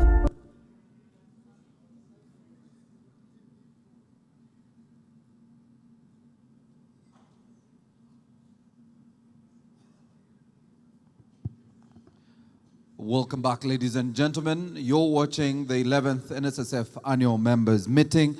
We are coming to you live from the Kampala Serena Hotel. And very shortly, the moment we've all been waiting for will be happening here with the Finance Minister officially unveiling our interest rate for this financial year 22, ending financial year 22-23. A lot of excitement building up online. A lot of the questions you are asking revolve around the expectations based on the performance as shared with us by the Managing Director. And a lot of the conversations on X that a lot of people have shared are very optimistic, and all the members are looking at the numbers. And I'm sure those of you who have your money at NSSF will be waiting for that much anticipated SMS later today. So if you haven't charged your Kabiriti, this is the only best time to do that. If you have one of those smartphones that drains the battery very quickly, I suggest you carry a power bank today. That SMS will be coming. A couple of messages. We are using the hashtag AMM2023, and I did see a tweet here where we are looking at the promise to grow the fund from 10% coverage to 50% coverage by 2035. That kind of sums up the mood online, and you can tell that the conversations online are in anticipation for what should be an exciting early part of today or early afternoon when that announcement is made by the Honorable Minister. I want, of course, in a very special way to recognize our Minister of Gender, who is here with us and will be speaking to us very shortly, but also all the board members of NSSF and the key stakeholders that are here in the room. All right, so very shortly, I will be inviting the chair, who will then invite the minister, but we are having a receiving party shortly for the finance minister, who will be joining us shortly. We want to appreciate our virtual audience and, of course, the Auditor General who joined us virtually, and all the members who are able to watch live and share today's conversation across all platforms. You can use our hashtag AWM or AMM2023, but also you can share the link with a friend and ensure that all the members are ready to watch as we unveil this interest rate later this morning.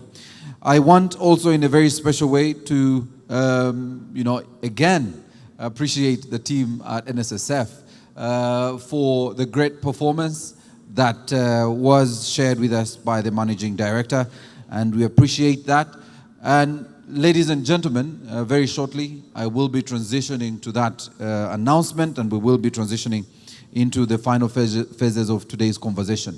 Immediately after the announcement on the interest rate, of course, we will have our Q&A session with the senior management team at the fund, who will be taking us through the questions that you are sharing with us online and all the platforms that are available to you. And these questions have already been shared, and we want to appreciate all of you that have been sending your questions in, and we are currently putting together these questions for the team at NSSF to give you feedback.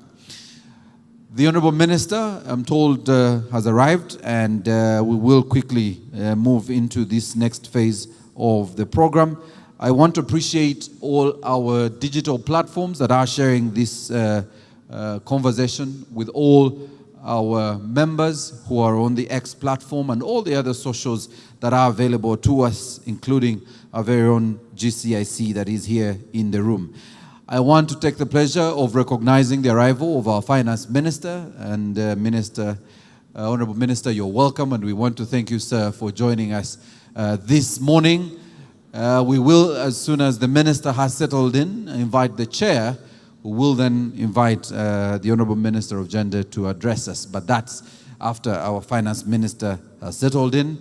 It's that moment, just as we always anticipate during the budget reading, where the Honourable Minister carries a briefcase. This is the big moment, when the Minister carries the interest rate with him. I have tried, honestly, I have tried to ask as many friends as I have in NSSF to share with me the number, and they have refused. Because they say the Honourable Minister is the only one who knows the interest rate. I am anticipating and looking forward to that moment when the Honourable Minister unveils the interest rate. Honourable Minister, you're welcome. I think we will next time carry a briefcase written on interest rate as you walk in. That will be the moment we all look forward to. May I now once again take the pleasure of inviting the Chairman of the Board to come and invite our Minister for Gender to address us. You're welcome, Chairman.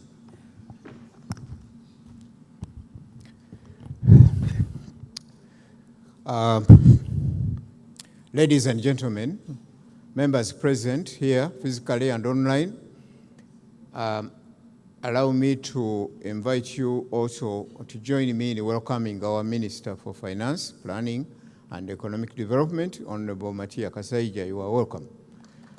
And once again, also the Minister for Labour, Gender and Social Services, Honorable Betty Among, who joined. Welcome. There was, and I'm to blame for this omission, and I beg your pardon, to have failed and forgot or skipped the introduction of someone who is part of the leadership team of NSSF and who is also a very important catalyst and engine for transformation. Mr. Gerard Kasato, can you come over here?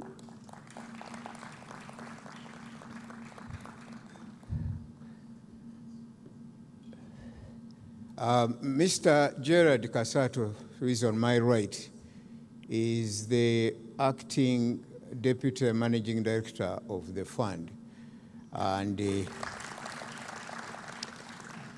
is not going to say anything, but is part of the promise that the Managing Director, Patrick Ayota, made this morning to all of you. So thank you very much, Gerard.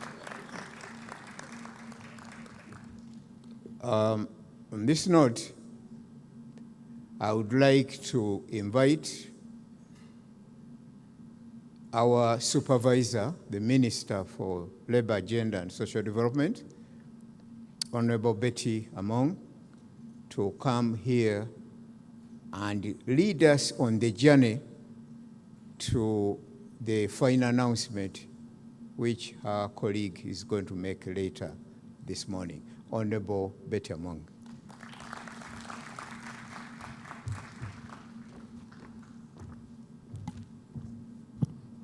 The Honorable Members of the Honorable Minister of Finance, Planning and Economic Development, the Honorable Members of Parliament who are here, the Chair and the Board members, the MD and the staff, the UBRA and all of you in your various capacity.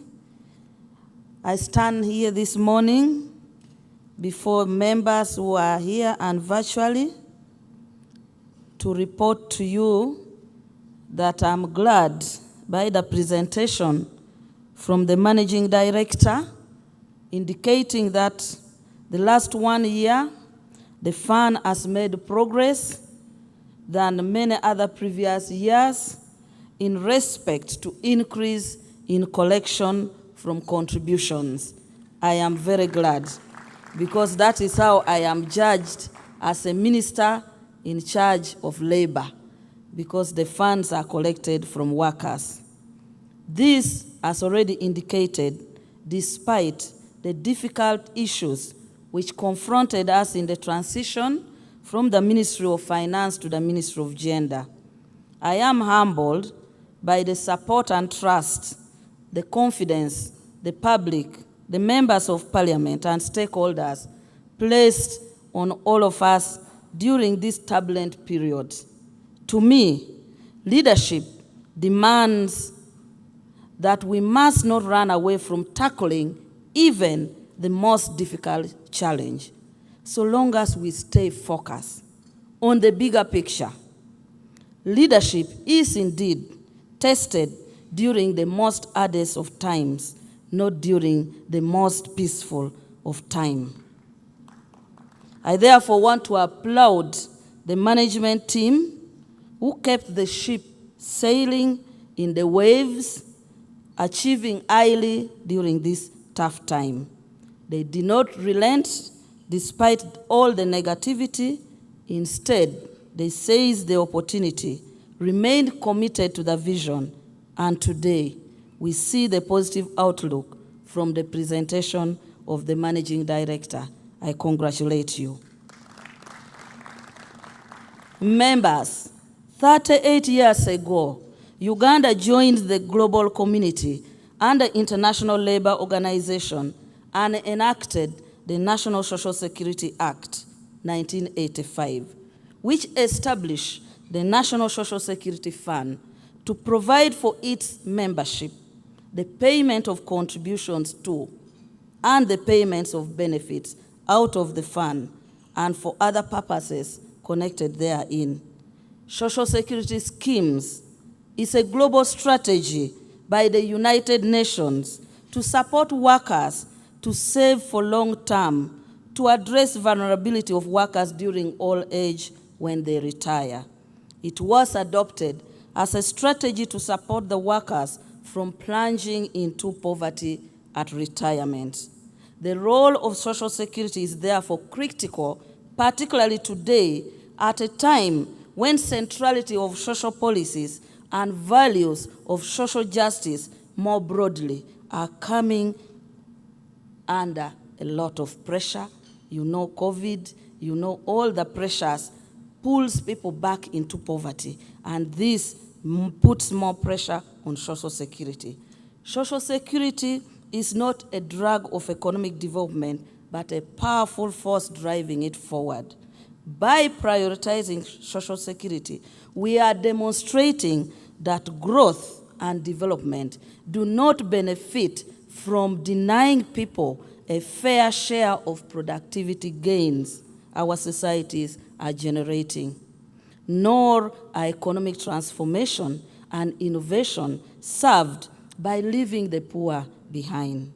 Eliminating extreme poverty and putting a social protection in place is a major contribution for realization of a number of sustainable development goals, beginning with the first: end poverty in all its form everywhere. The nexus between social protection, quality job creation, and sustainable economic growth is perfectly laid in the ILO Social Protection Recommendation 2012, number 202, and Social Security is an important tool to prevent and reduce poverty, inequality, social exclusion, and social insecurity, to promote equal opportunity and support the transition from informal to formal employment. Social Security is an investment in people that empowers them to adjust to changes in the economy, in the labor market, and Social Security system act as automatic social and economic stabilizer, helps stimulate aggregate demand in times of crisis and beyond, and help support a transition to a more sustainable economy. If you look at what Uganda has done post-COVID, you realize that we have pushed much more on the social sector. That's why you see the PDM targeting 39% of the most poor. It's a form of social security to see how the majority of the poor can pull up by government policy. Government of Uganda believes that building robust social security system is about much more than only eliminating poverty, but also to facilitate economic growth through strategic investment of its fund in the economy. We want to congratulate NSSF for investing in sectors that have supported the growth of this economy, in bonds, in housing, which has enabled Honorable Kasaija to be able to fund most of the government programs. Equally, under human capital development, social security plays a crucial role in the protection of minimum income, health care, social insurance, and other elements of the welfare, which are all important for securing human capital and thus productivity gains, a perspective that is rather lopsidedly economic. It is important to note that our current Social Security Fund members at NSSF are composed of low-income earners as the majority savers. To go to the numbers, in the fund that you see at now 18 trillion, the numbers talks to the most vulnerable being the bedrock of this fund, because those whose savings are below 10 million constitute 83% of the total savers at the fund. This group earn on an average a monthly income of 250,000 per month. They are the ones that are the bedrock, constituting 83%. Those with savings ranging from 10 million to 50 million are 12%. Those with saving in the fund ranging between 50 to 100 million constitute 3%. And those above 100 million, maybe most of you here have 100 million and above. So you people who are in this room, you constitute 2% of the money in the fund. So you can judge yourself. Therefore, whatever decisions we make, we must be considerate to the needs of the majority of the members. If you are investing members' money on other social protection interventions as housing, you must balance between targeting high-end population with low-income earners as a measure for social protection in terms of affordable housing. In many countries, social security interventions is used to address inequality and redistribute wealth. Most low-income housing built funds have addressed low-income housing targeting their members. I have therefore advised the board and managers of NSSF to develop a strategy for affordable housing for NSSF members. In February 2023, HE, the President, signed a bipartisan bill into an act, introducing voluntary savings and reducing mandatory contributions from 5 employees to 1 employee. These amendments reaffirm the commitment of our government to the principle of providing universal access to social security. Since then, we have intensified mobilization and sensitization, targeting stakeholders to implement the new act, to enable us expand coverage. During these engagements, I am emphasizing the need for employers to comply with issuing contracts to all employees, because it is in the contract that a provision for deduction of NSSF is embedded. I am emphasizing employers to ensure that they deduct and remit contributions of employees, and that when they do so, they must indicate the names, the account numbers, and other details of employers to avoid money of members coming and lying in the suspense account.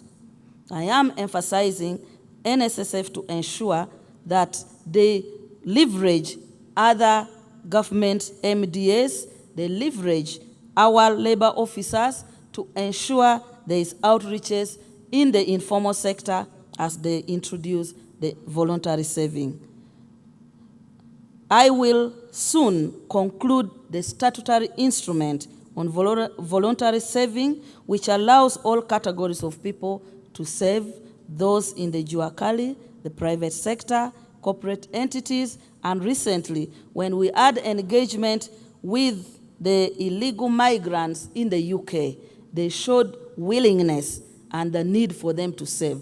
And what were they telling us? They were telling us they go for cheyo, they reach there, they're illegal, and they cannot save within the system of UK. And so, if they are able to be supported under voluntary saving, then they will be able to save that money under NSSF, and when they come back, they have their saving. So I hope that chairman was very instrumental in those meetings, that you will follow through with those groups that are very enthusiastic. I must emphasize that His Excellency the President has demonstrated his commitment to the country that he would want expansion of Social Security through signing the new amendment. And as you are aware, Social Security forms a very big part of the NRM manifesto, and we must keep that promise. The work ahead, therefore, rests with the board and the management team. Today, I'm confident with the team, and with the presentation from the MD, there's a clear and dramatic demonstration that our system works when men and women of goodwill together come to work as a team. So I again want to congratulate you. From his presentation again, you realize that for you to come to the interest that the minister will declare today, there are many factors that will contribute to that. The collection from contribution, how the money has been invested, profit from the interest, and losses. But I am again happy that from the analysis, the Ugandan side of investments and collection have stood firm and given high interest rate and high achievement, while the Kenyan part has been lowered due to the depreciation of the Kenyan shillings. The important part of this analysis is that when we increase collection and contribution from employers, then it will balance whatever losses we will have. So my emphasis as a minister in charge of labor is that collection of contribution from members remains the single most fundamental foundation for money that should be invested in NSSF. And so we must do everything to ensure that we collect money and contributions from the members. We must look at also the management team and their ability to grasp the strategic goal holistically. And I'm glad that with this presentation, the management has confirmed to us that they have a broader strategy that places the importance on collecting contribution and expanding coverage of social security. I therefore want to pledge to members today that the team here has demonstrated resilience, proved that they are strategic thinkers, effective, and willing to continue learning and engaging stakeholders.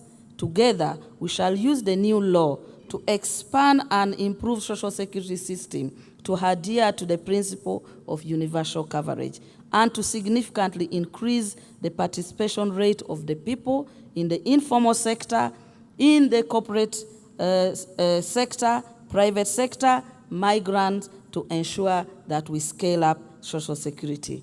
Lastly, I think we all share the same belief that economic success is not an end on itself. Social security is a staircase to social justice. We are all making our modest contribution in building that staircase. I thank you for your individual and collective contributions, and now allow me to call and invite the Minister of Finance, Planning and Economic Development to come and declare the interest. Thank you very much.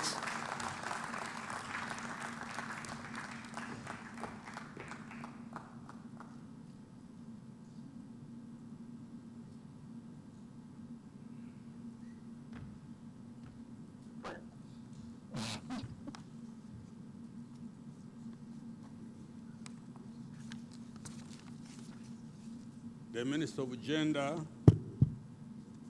Labor and Social Development. Is the Auditor General here? Represented? Okay. The representative of the Auditor General, Mr. Chairman of NSSF Board of Directors, members of NSSF Board, the Managing Director, NSSF, the Chief Executive Officer, UBRA, management of NSSF, workers' representatives, members of the fund. I repeat this, members of the fund.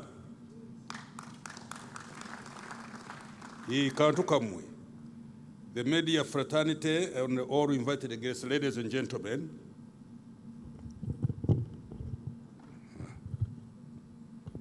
It's my great pleasure once again, we were here last year, to join you for the 11th NSSF Annual Members Meeting. I would also like to congratulate the NSSF Board and the management for posting a remarkable performance on almost all the key performance indicators. Congratulations.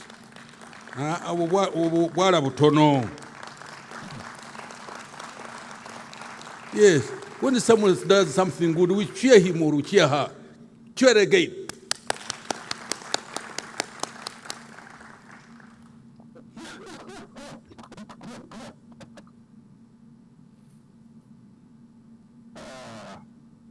I am especially glad that the fund's assets registered a growth again from Uganda shillings 17.26 trillion in financial year 2021-22 to Uganda shillings 18.56 trillion in financial year 23-24.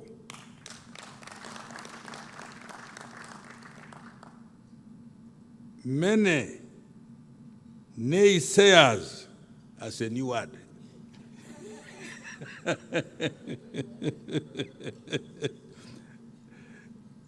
for us down there, there is a word we use.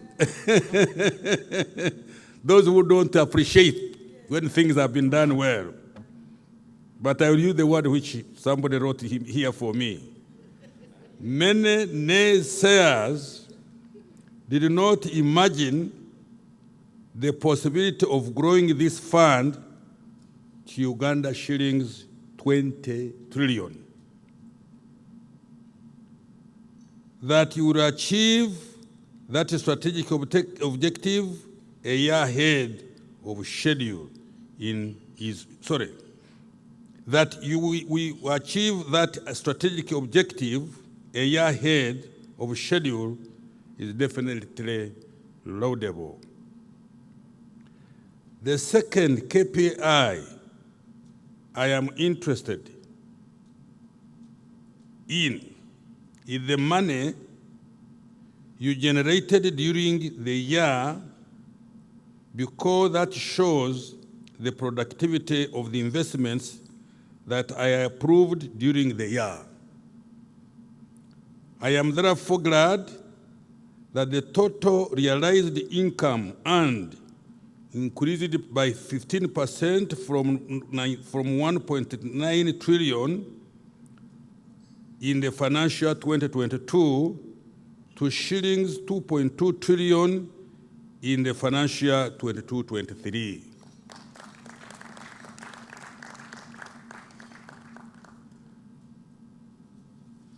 This is very commendable given the turmoil in Europe due to the things has been taking place in Europe. Investor flight from most of the developing markets back to the USA, reduction in value across all East African stock markets, and the increased scrutiny that the fund underwent in the third quarter of the just concluded financial year. Now I want to do what has brought me here. That is declaration of interest rate for financial year 22-23. In 2013, the fund made a commitment to pay savers a real annual return, that is, at least 2 percentage points above the 10-year rate of inflation. I am happy to note that the fund has consistently delivered on this commitment. In accordance with Section 35, Part 2 of the NSSF Act, as amended, I hereby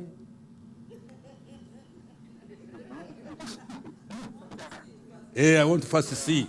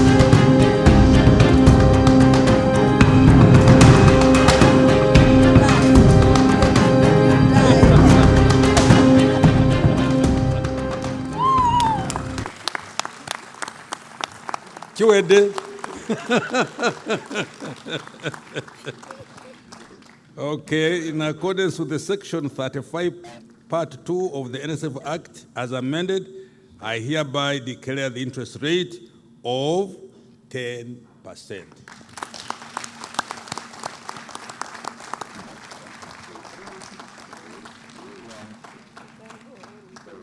As provided for the NSSF Act, I'm about to finish. As amended, this new rate will be calculated and credited to the balance outstanding on the member's account as of 1st July 2022. This new rate equals to shillings 1.591 trillion Uganda shillings in total. Last financial year, the 10-year average rate of inflation was 4.2%. The rate I have just declared is 5.8% above the 10-year average, which means that the fund has once again delivered on its promise and surpassed it by almost 3.8%. To the members, thank you for trusting the NSSF with your money. It is safe. No fooling, it is safe. Your money is very safe. The fund is an institution we are all proud of, and we shall not let you down. With these remarks and my doing my duty, I would like to thank you, all of you, and may God help you in whatever you're doing. Thank you. Ladies and gentlemen, another big round of applause for the Honorable Minister of Finance for the big announcement, our 10% interest rate. Honorable Minister, we want to thank you. As I move the podium away, which the team is handling, Honorable Minister, just one or two asks. You will have a photo moment with the Minister for Gender and the board of NSSF, and they will do two things. One, we'll have the photo with our interest rate, the most important thing today, right? And then the next photo is with our brand new report, the ESG Sustainability Report, which was launched today by the board, and we will want a photo moment with you and the board and that report on the screen. So, Evelyn and the team, if we could remove the podium first. Evie, can we remove the podium now? Because I only have 1 minute. The minister has granted me, all right? Honorable Minister, we want to thank you for your time. There was optimism on social media. There was some worry also, given what we've seen in the region. And I think the MD also did not help the situation by talking about Kenya too much in his presentation. He kept reminding us and kept sharing what was happening in Kenya, where some of our money is. And so people then started getting jittery. And you can tell sentiment, Honorable Minister. We've been watching on social media. Before you arrived, we only had about 2,000 people on the platform sitting. When the Minister of Gender was speaking, it was 3,600. Now you could see this excitement building. By the time you announced, we had 5,000 people, members waiting for this grand announcement. So, Honorable Ministers, if you could take to the front, Chairman of the Board and your team, please come. We will have two photos, one with the interest rate and the other with our ESG. Our regulator, Ubra, should be there. Please do join. Our acting deputy CEO, please come. Let's join the team as we officially unveil this 10% interest rate and the ESG and sustainability report. Those are the two photos that the minister and the board will be taking. And immediately after that, as the ministers depart, I will be inviting the executive team that will then be joining us for our plenary session, our online audience, our virtual audience. The questions you've shared with us have been looked at, and that is what we will be putting before the executive team at the fund, and those questions will be answered. Now that we know the interest rate, a lot of the questions were around the interest rate and what was informing the interest rate, which truly is the performance and the outlook of the fund, was one of the topmost number of questions we were being asked. What's the interest rate? And that has been unveiled by the Honorable Minister, and shortly we will then delve into the other questions our audiences have been asking and the online teams have been sharing. All right, so that's the first photo. We'll now have the ESG report. Tenko team, if we can have their ESG report in the background. And that also will mark, yes, there you go, Honorable Ministers. That is our ESG report that was launched today by the board, and the chairman and the board were graceful enough to launch this report as a fund, and we want to appreciate all of them. Ladies and gentlemen, can we once again put our hands together for the Honorable Ministers? Honorable Minister, thank you very much. I'll allow the chair and the CEO to see, and the MD to see our ministers out. As they do that, we will take a very small, short moment and run these announcements on behalf of the fund, and as we constitute our plenary session.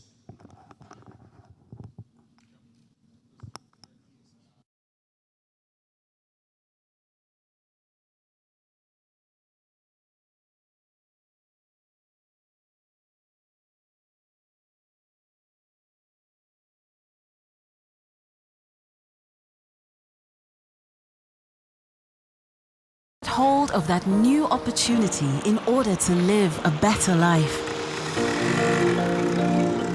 And everyone deserves a chance to change their circumstances and rewrite their story. Be inspired by the future, imagine it and live it.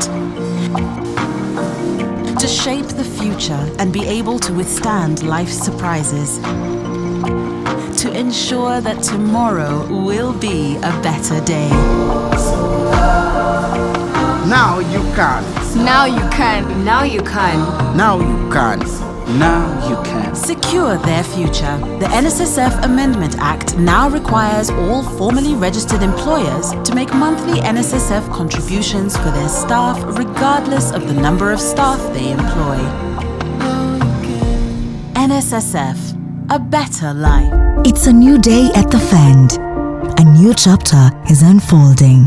With renewed ambition, unwavering passion, and an unyielding sense of purpose, we are driven by a newborn spirit to serve not just you, but everyone and anyone who seeks a better life. Together, we're forging a realm of new possibilities. Vision 2035 is clear. Join us for the 11th NSSF Annual Members Meeting happening on the 26th of September 2023, starting at 9 a.m. live on TV and online. Visit www.nsfug.org/AMM 2023 to register your attendance. NSSF, As the sun rises across Uganda, a new dawn in luxury living awakens. Solana Lifestyle and Residences is Uganda's newest, most prestigious and award-winning lifestyle destination, an address for those who dream differently. At Solana, you're close enough to the hustle of the city, but far enough to come home to a sanctuary of smart living. Join a community of like-minded individuals where everything is taken care of and safety and security come standard, where each community has a clubhouse, play area, pool, and other incredible features. Let an oasis of calm greet you at the end of each day with manicured gardens, pathways, parks, bicycle tracks, and so much more. Whether you're upscaling or settling down, buying a first home or investing, Solana has it all.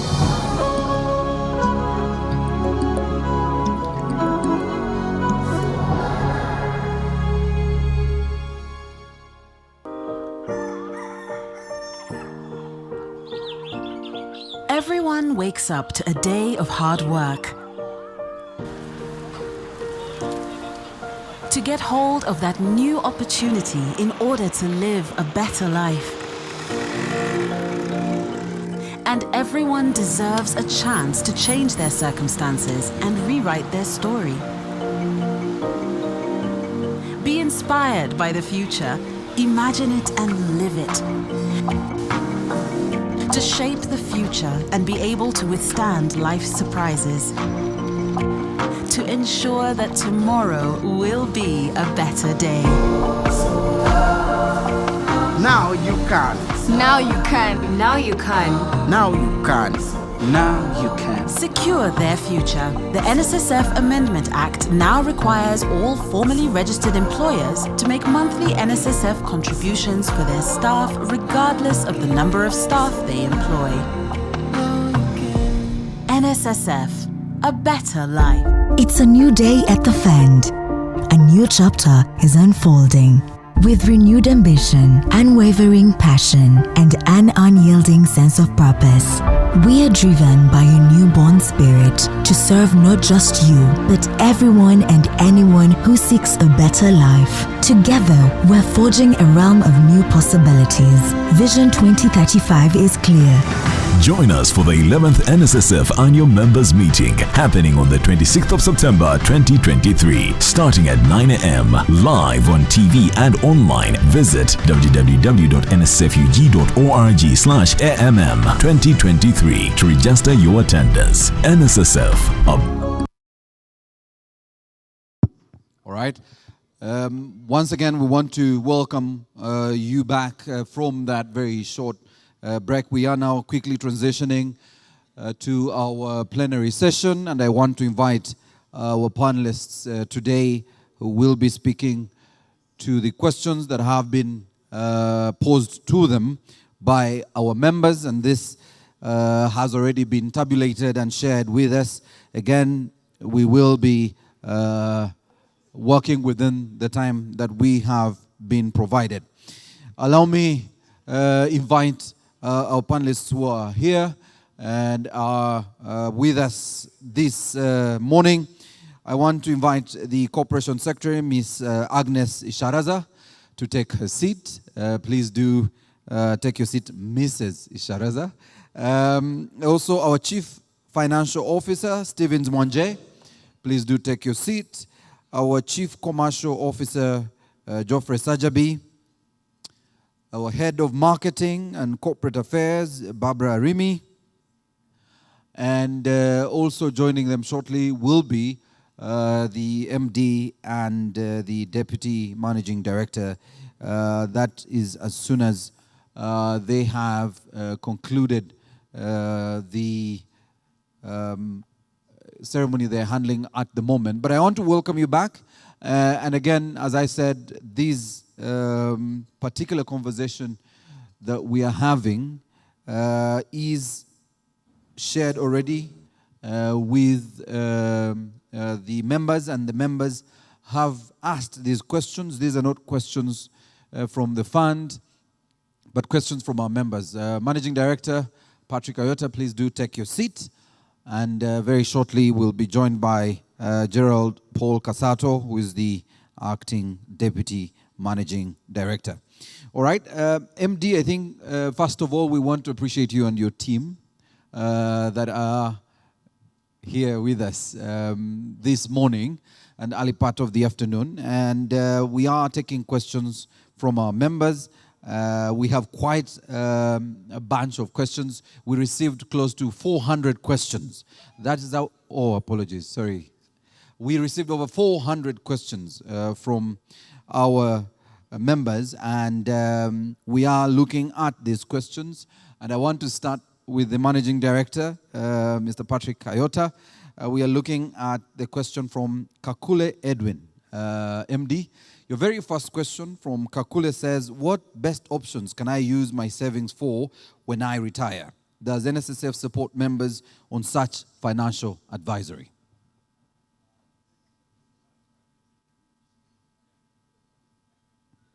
This on? Oh, yes. Yes, now it's okay, on. Thank you.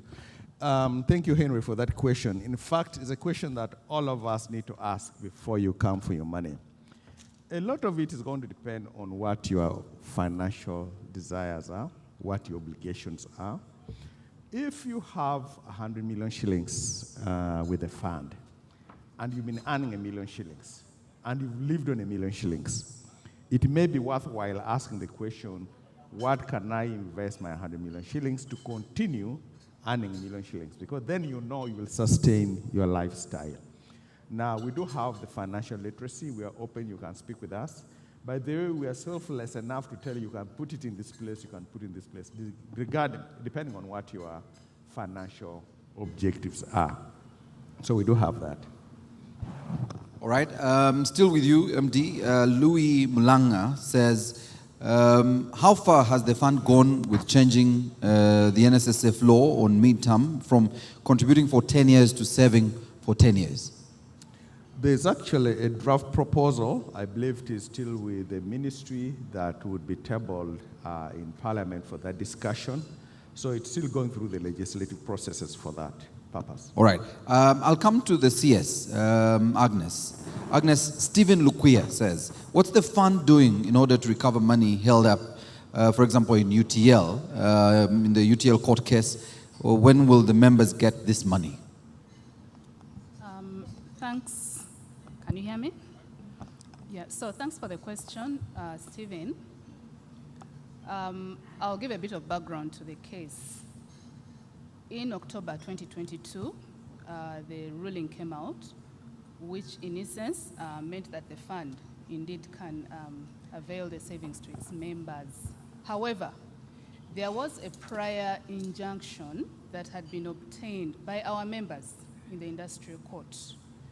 And right now, what is in the way of our members accessing their money is that injunction. So the members have since applied to court to have the injunction vacated. And what we have done as a fund is to actually file our own submission, in essence confirming that we have no objection. Unfortunately, the determination of that application has been frustrated by a still pending issue between our members and their lawyers to do with the legal fees that their members needed to pay their lawyers. So our appeal is for our members and their lawyers to quickly resolve that issue so that the injunction can be vacated, and then we will be in a position to avail our members their money. So how soon? As soon as the injunction is vacated. Thank you. Thank you, CS. Still with you. Natalie Bagaya says, what's the possibility of the NSSF Act being amended to enable the fund to lend money to members? So to lend money? Oh, thanks again.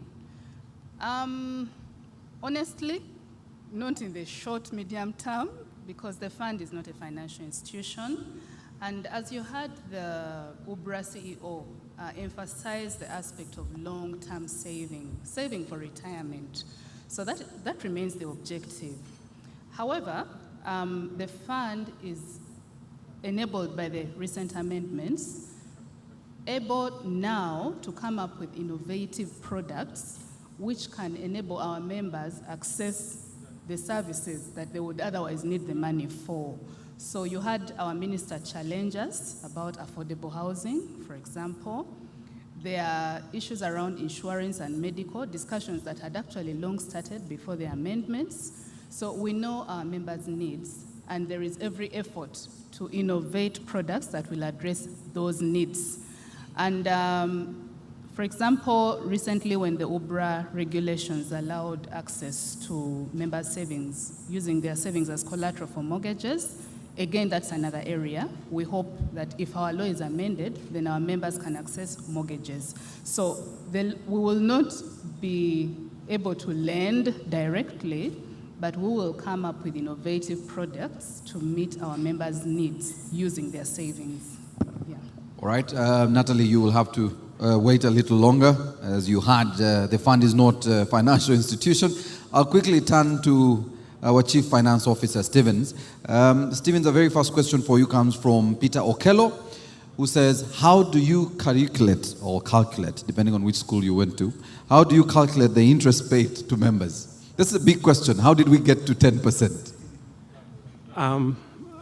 Thank you very much. I hope I'm audible. How we calculate the interest to members is premised both in the law and what is available for distribution. First of all, the law states that interest will be based on the balance you have as of the first day of the beginning of the financial year, as you had the minister declare. So based on that, we have the balance against which you have going to get your interest. Then the rest depends on how well or badly the fund has performed. Because basically what we do, we get everything, all the earnings that we have had, and take off the little money we spent in expenses and redistribute the rest to the members. So that's how it is. So what is in the pot then determines the interest rate we are going to give you. You've heard the minister say we've declared that what was in the pot this year was 1.51 trillion shillings, which translated in around 10%. So in a nutshell, that's how it's done. All right. So there is the risk, and I'm moving away from Okello's question. As the MD was speaking, based on where your investment portfolios are, that a lot of people will peg the interest rate to the performance of the economy. Yeah. Is that not right? Or, if the economy performs well, but depending on where your money is, the return may not necessarily be according to the performance of the economy. Yeah, they are linked in a way and also not linked, because the fund, first of all, is a long-term investor.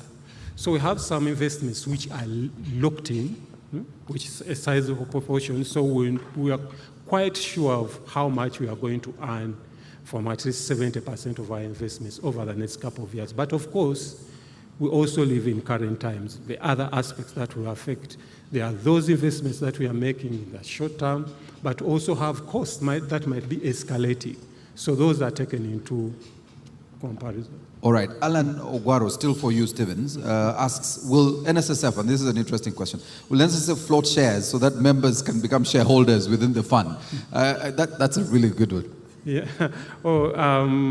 Unfortunately, the answer is no, because NSSF is set up by an act of parliament as a public body. It's not a listed company, so it's not going to float shares, not unless the government feels the need to do so and changes the law. All right. I'll come to the acting Deputy Managing Director.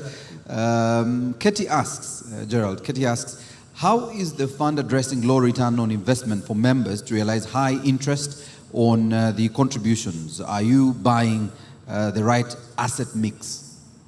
So it's a two-in-one. Thank you, Maurice. So we are trying to do whatever we can to minimize the volatility of the return, which basically makes the return robust over the long term. We are doing four things. First is on the asset mix. The asset mix has a target of 75% fixed income. It also has a target of 17.5% equities, and a target of 5% real estate. That is a modest, that is a conservative asset mix, which is aimed to reduce the volatility in terms of the return. So one way we are doing to ensure that the return does not move adversely is through the asset mix. We also have diversification as one of the ways in which we try to minimize that. There's a tried and tested convention in investments that you do not put all your eggs in one basket. So we continue to diversify within the ranges of the asset classes to ensure that the return is sustainable over the long term. The third thing that we do is to basically ensure that we look for alternative ways and alternative asset classes that can help improve the return over the long term. Currently, we are looking at asset classes like infrastructure. We know there's a big need in terms of government infrastructure projects. So we are trying to work out ways in which we can partake in some of those opportunities. We are also looking at a couple of other alternative investments like commodities. And from time to time, we engage with our regulators, the CMA and the Uganda Regulator Benefits Authority, to ensure that we look for avenues of growth in terms of where we put the money. Finally, we also put into mind tax planning, because the returns of the fund are taxed. Unfortunately, we are still a taxed pension fund. We still hope and pray for that day when the fund will be tax exempt. But for as long as we are still paying tax, we try to look for investments that are shielded in terms of the tax burden. So those are the 4 things that we are doing to ensure that the return to the members is sustainable for the long term. Thank you. Jared Musoke Isma asks, is there any product the fund offers where I can invest my money from my personal earnings and earn a profit? You just heard from the Minister of Gender's speech that she's soon gazetting the statutory instrument for the voluntary product savings. A lot has been in the works since the law was amended last year. The draft regulations are ready, and when that instrument is gazetted, the fund should be able to look into other products to basically improve the product mix available to members. All right, I'll come to Mr. Sajabi, who is the Chief Commercial Officer. And my quick question for you is from Nathan Wanjala, who says, I'm working in 2 different places. Should I register both of them for my monthly contributions? Thank you. So for Nathan, first of all, you as a member, you meant to register only once. But if you're working in multiple companies, the same number that you got from NSSF is what you need to supply to your different employers. So your employers can indeed be able to send your contributions to the same number. So the answer is yes. You can submit your NSSF number to your multiple employers for the purpose of them contributing into the fund. All right. Gabriel Ajoma says, I joined NSSF in 2010, but my provisional balance is still 3.4 million, yet every month my money has been deducted for the NSSF savings. What is NSSF doing to improve compliance by employers and make the whistleblowing platform more effective? This is still for you, Mr. Sajabi. Thank you, Gabriel. So first of all, your balance is a factor of how much you earn. So it's not simply because you're contributing every month. What are you earning every month as your salary? Because that's where your 5 and 10% come from. So if we don't have the specific details of Gabriel, we are unable to, to conclusively say that his balance is less than what it should be.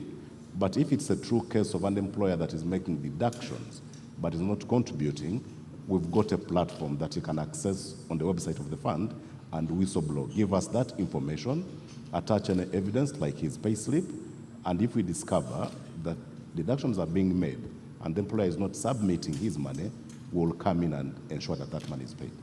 All right. I still have many questions for you, Mr. Sajabi, but I'll come back to you. I'll go to Barbara Rimi.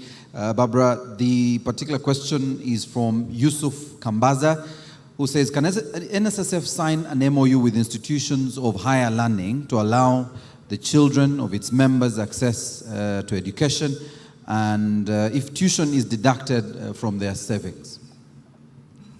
Thank you, Yusuf, for that great question. However, the NSSF Act as amended in Section 19 provides clearly for the benefits that members can access. So yes, it's a good idea, but no, not within the mandatory space. However, we welcome such suggestions. We'll consider them if they are viable, and the voluntary contributions. Thank you.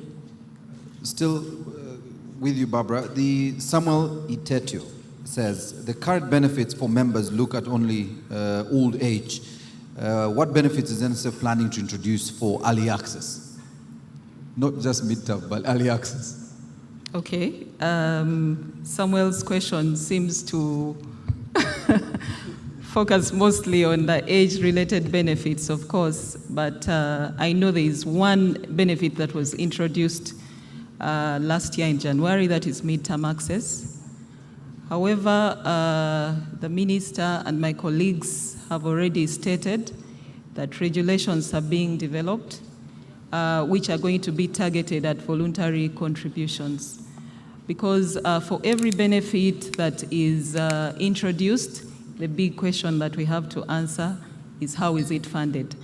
And from the Minister of Gender Submission, you heard that most of the members actually are, first of all, contributing less than 150,000 a month, and also have balances less than 10 million. So that is really a very big key issue when you're looking at funding for additional benefits, because it means even when members retire, this money is not really enough to take them through retirement. So we are working on the voluntary regulations, and hopefully we shall be able to get members very attractive packages that then they can contribute a little more and get much more from the fund in terms of benefits. Thank you. All right, thanks, Barbara. Managing Director, I come back to you, and this particular question, I'm glad I'm asking after the ministers have left. The question from Innocent Turiasingura, who says, government intervention in the operations of the fund need to be checked as it's greatly affecting its performance. What steps have you taken to remain independent? The truth of the matter is we are formed by government, by an act of parliament. Government is a key stakeholder in the fund. And for some people who may have misgivings, let me just say something about the fund that maybe once in a while we appreciate the government. One, within the act, there is a clause.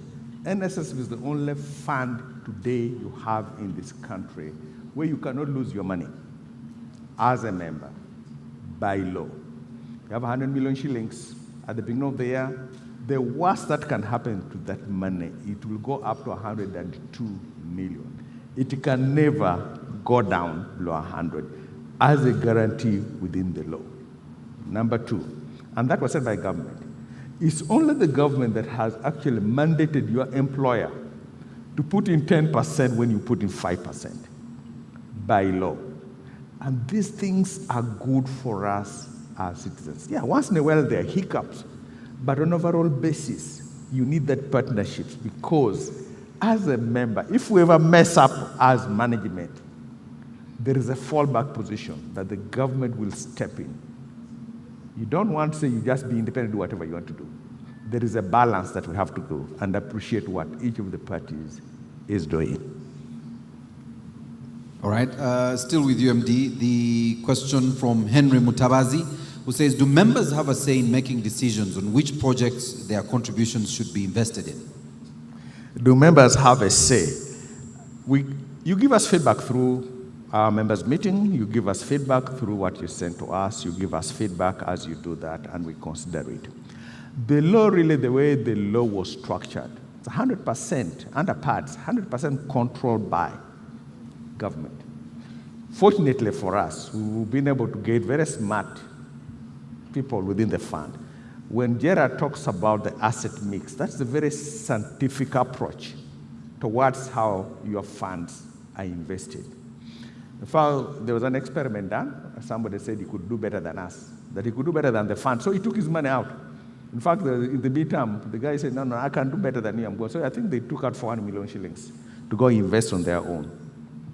6 months later, the money is gone. His one regret is he could have left it up there. Don't underestimate the scientific approach that this team brings. You may think you can do better on your own. Science and data doesn't support that at all. Thank you, MD. I'll come to the CS. Mrs. Sharaza, let's take a question on compliance from Gloria Nabanda, who says, what is the fund doing to improve compliance? Many times we whistleblow, but no action is taken on the employer. Thank you. So compliance is driven through a multi-pronged approach. Key and primarily of our focus right now is sensitization, awareness, and you've heard a lot spoken about this today, using multiple approaches, using our partners, other ministries, departments, and agencies. I won't repeat what the MD said. He talked about the sessions we've had. So increasing awareness, so there is a willingness to actually contribute and comply. That is very, very key for us. Then secondly, we use a combination of a relationship management approach and enforcement. And again, for those of you who have been attending our sensitization fora, you've heard us, especially the MD, talk about our categorization of our members, the good, the bad, and the ugly.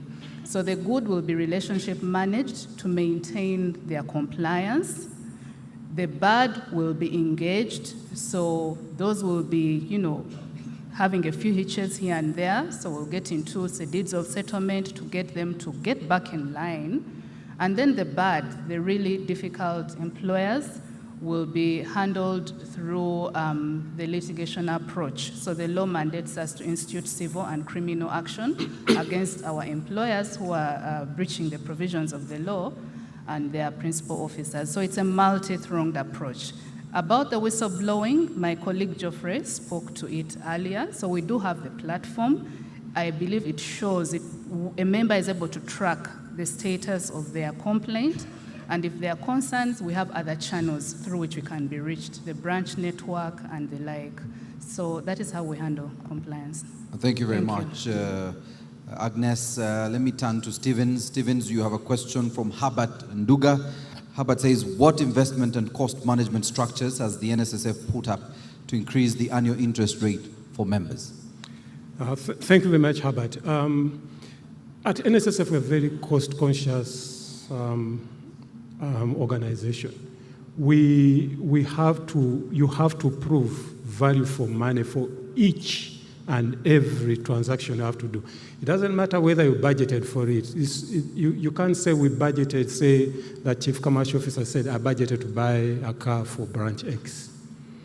That was in June, but if he wants to buy it in September, he has to prove to us that actually branch X needs that car. So having said that, we also have to know that we actually spend far much less if you compare to other organizations. The CEO, Patrick, was telling you about the cost of administration, which is around 1.02%. But let me put it in the cost-income ratio, which is basically best understood by most of the people. Our cost-income ratio is about 9%. That means for every 100 shillings that we earn in income, only spend 9 shillings. If you put out that to the industry, say to the rest of the financial sector, it's about 50%. We are doing 9%. That is very, very good. So we have to be mindful. And if you look at actually what we spent about 190 billion shillings on all expenses, including the non-cash expenses like depreciation and provisions. But at the same time, we paid out, each percentage point of interest we paid was 151 billion shillings. So in fact, we spent just about 1.2% in terms of interest. Look at it, we paid, each percentage point is 151 billion. What we spent the whole year as the organization, almost 600 staff, is only 190 billion. So just have to assure our members that we are very cost conscious and every year we strive to improve. Thank you.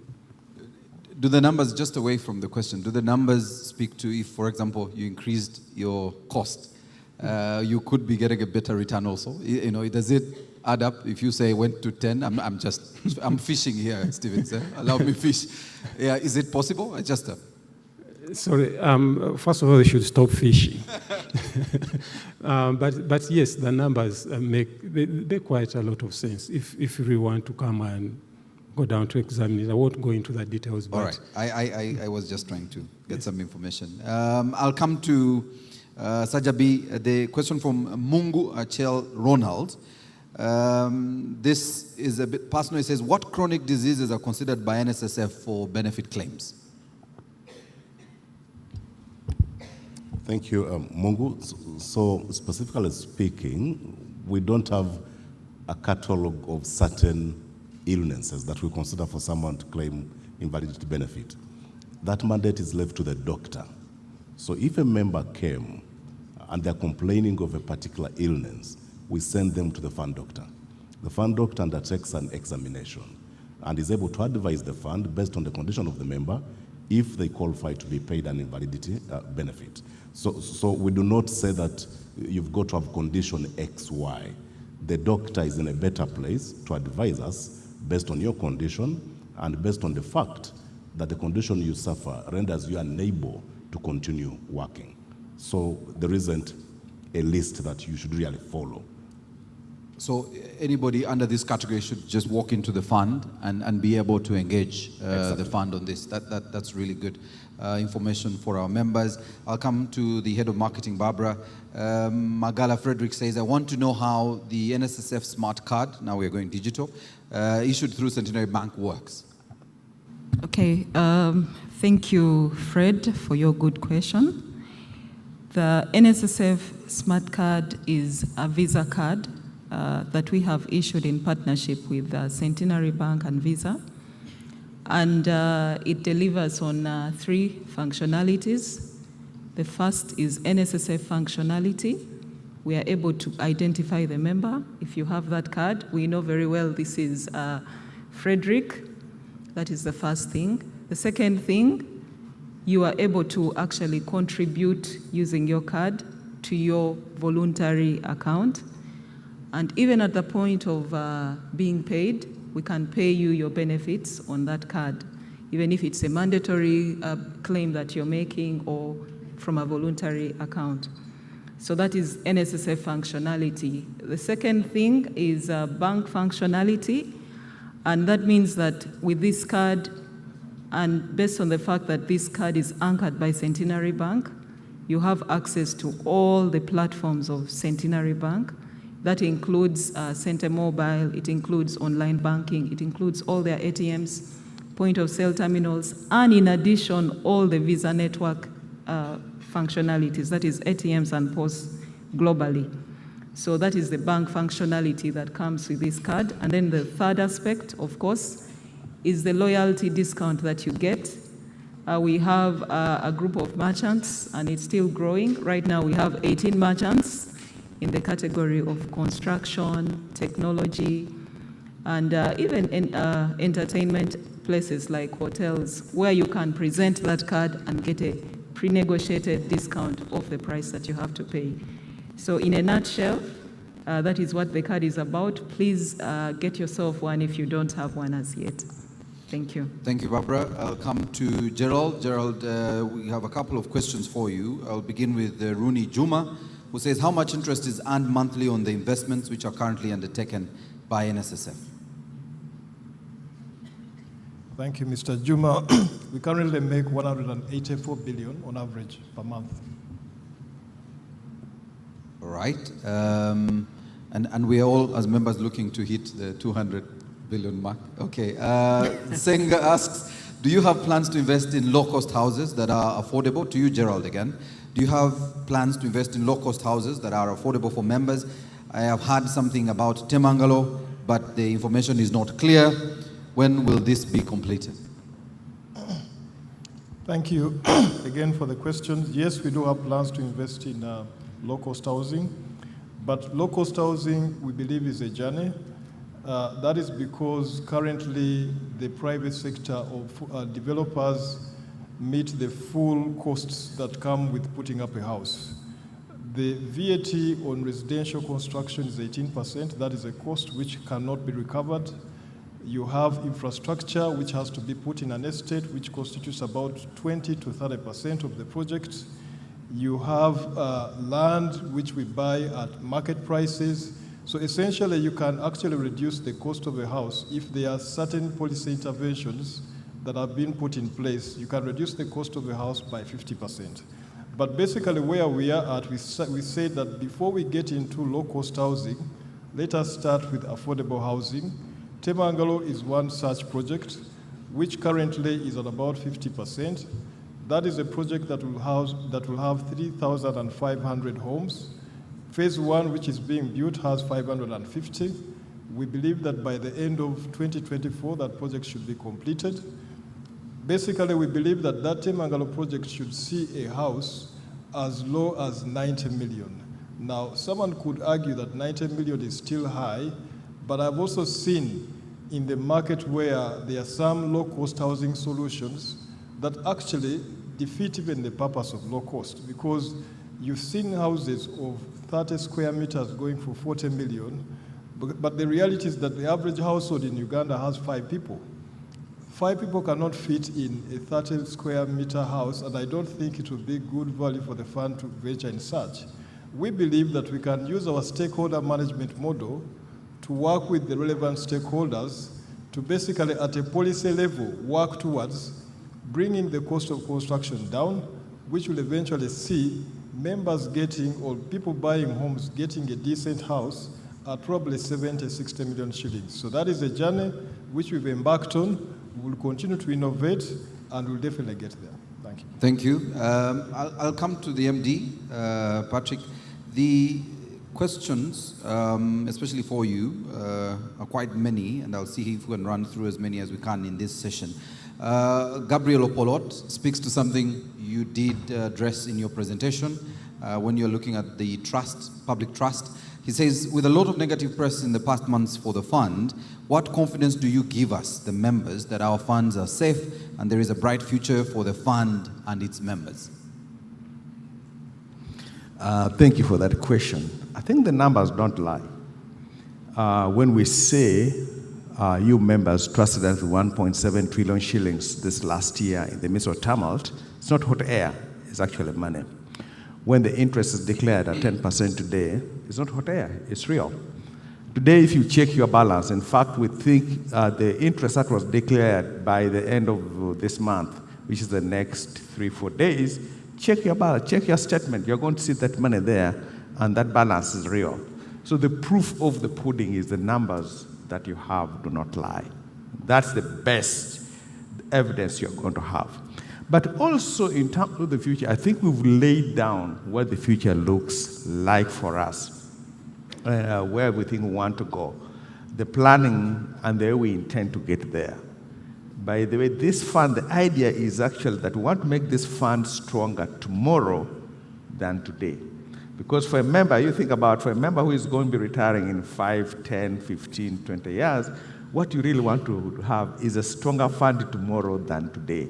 And that's the type of investment that we are embarking on so that you'll know that your savings are secure. Thanks very much, MD. And we continue receiving your questions. We are using the hashtag AMM2013, and the team continues to refine these questions for us. But still, for you, Patrick, Chidandi Remy says, what is NSSF doing to help its members with the increasing cost of living and the increasing cost of factors of production as far as poverty eradication among its members is concerned? And I think he also speaks to what the minister said, leaving no one behind. Umeme, I think we have to be cautious and responsible in how we answer that. Umeme is a public company. By virtue of it being a public company, we are very cautious about what we can say about it. Publicly, we know that what has happened is the concession will not be renewed. We know that the government is committed to making sure that whatever they need to make good, they will make good. And NSF, as part of the shareholders, will not suffer disadvantage when the government makes good. And then after that, we can then have a discussion that relates to then how we intervene in that area. How about, still with you, MD, I'll turn to, yes, Nicholas Mujema, who says his grandfather used to save with NSSF, but when I went there to collect his savings in 2016, I was only given 140,000 after 30 years. He had saved 100,000. My question is, was it a well calculated, or was I deliberately cheated? I'm hoping he has access and he has looked at his financial statements. If you doubt what you have, just come and we'll print for you all the years since you became a member. And at that moment, you can actually trace and determine whether what we posted on your statement reflects what you earn or what you don't earn. Then we can actually have that discussion. So my plea to members, the reason why we send you messages every month whenever we get your contribution is to alert you we got your contribution. In fact, my appeal is, if you don't get that message, the first stop, go to your HR or payroll officer and say, hey, did you send my money? Or then come to us. That's the only evidence we have. If we work on this together, we can then answer that question, whether you're cheated or not. So I would really encourage him, let him go. If he can just find the statements, go to any branch, we'll print it out for you, and you can actually check. Even if he drew some of it, we'll go backwards and confirm what his contributions were. Stevens, let me come to you. Patrick, you still have quite a bunch of questions. I'll come back. Stevens, let's look at Jacob's question. He says, can interest be earned immediately rather than waiting for a year and you start computing? Why is it calculated like this? He wants his money every month, huh? Okay, thank you. That is Jacob.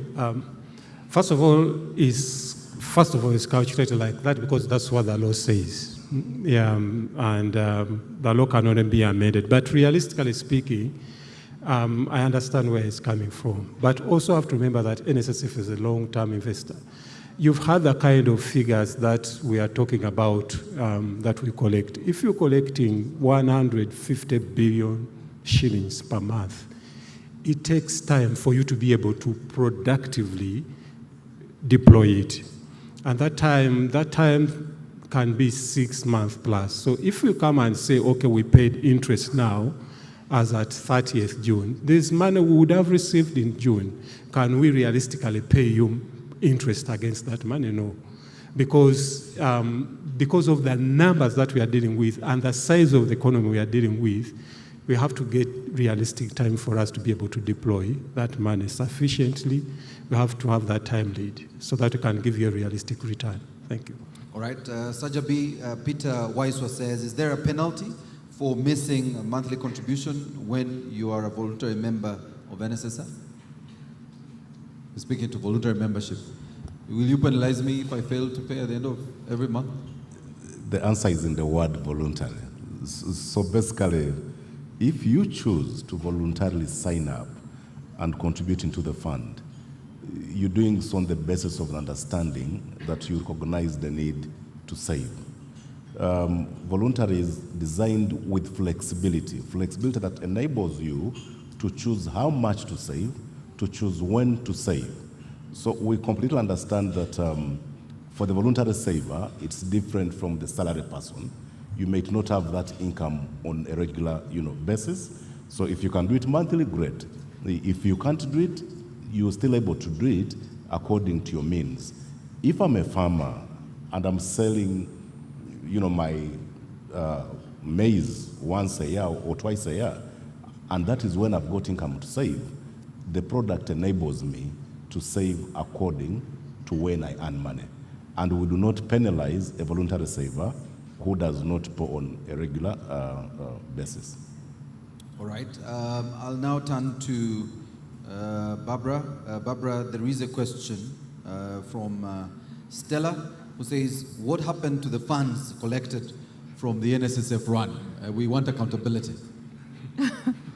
Yes, the fund is accountable, and the funds collected from the previous editions of the run was deployed to 13 schools, and we renovated 60 classroom blocks, benefiting over 50,000 children.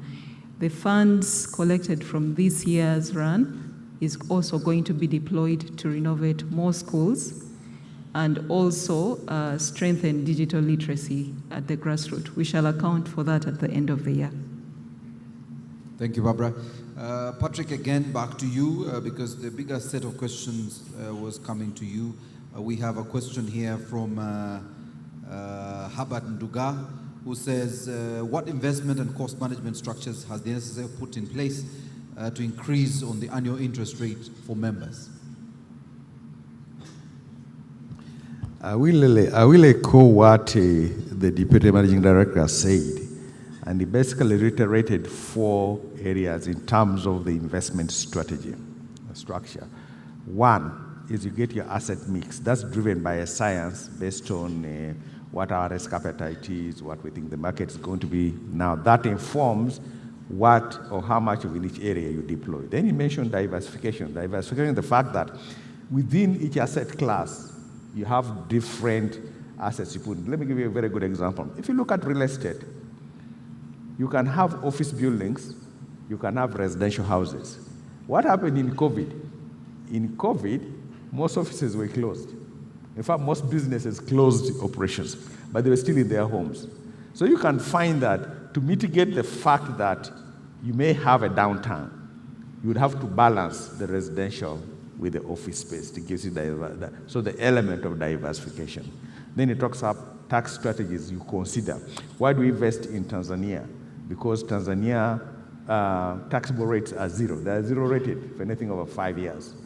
Here we pay 10%. So all those considerations come into then how it's made. So a bit of science, a bit of art, but the whole point is a balance between the risk appetite and the returns we expect. Maybe, actually, can I ask Yes. Gerard to help? Yes. He's more technical in this than I am. Thank you, Patrick. I think you've done well. The issue is you have to realize that largely 90% or 80% of the return is informed by the asset mix. So we set out this asset mix with a view that we will, even when the markets do not perform as we expect them to, like we saw this year, we'll still give a return which is above our target of the 10-year average inflation plus 2%, but then also which is above the minimum that has been set out in Section 35 of the NSSF Act as amended. So asset mix is a very important consideration to how we ensure that the return that is being given to members is sustainable over the long term. I do not want to repeat the others because I already said them, but for me the big one is asset mix. Any scheme that has, or any asset manager that has 70% or more allocated to fixed income, that is an investment strategy that will cater for any volatility that you might see in the market. Thank you. All right, thanks, Gerald. Still with you, MD, Patrick. Your namesake, Musunga Patrick, says, are the rumors, and he's from the diaspora, so you can understand he's speaking to some of the rumors he's hearing on social media, I guess. Are the rumors that you plan to force Ugandans in the diaspora to save with you true? Actually, part of what the regulations are going to cater is exactly for that on a voluntary basis. So please, just maybe another 1 month or 2, we are coming to knock on your doors. We've been in the UK, the US, Dubai, wherever every Ugandan is, please, we are coming so you can save. So it is, Agnes can speak to force. And it is voluntary, yes. Yes, I was about to ask. Now, his question was force. So I think you've answered him by saying it's voluntary. He can, but I think he needs to plan for his future and save with you. So voluntary is the word. Patrick Habat Muwezi says it's been in the media that the government has intentions of borrowing from NSSF. One, what's the assurance to the public that our savings are safe in case the government borrows from the fund? He has another follow-up question, so I'll start with that. If you are ever going to borrow money or to lend money, if you're ever going to lend money, the safest asset for most economies is lending to the government. Governments, when they borrow money, for us, it's through bonds. We're not the only ones who lend money to the government. Whenever Bank of Uganda issues these auctions, you find Germans, Japanese, the US, the Kenyans, the banks will scramble to lend the money to the government because it's a very safe investment. No government will willingly and deliberately default. The cost is too high for a government to default. So it becomes the safest lending you can make. We're lucky in Uganda, not only was it safe, but also came with high yields. I mean, very difficult to get 15% on an investment that's pretty much considered risk-free. So that, in fact, what Nigeria said, the fact that we have 78% of our investments in bonds, whether it's Kenya bonds, Tanzania bonds, Uganda bonds, is actually an assurance that our savings are safe.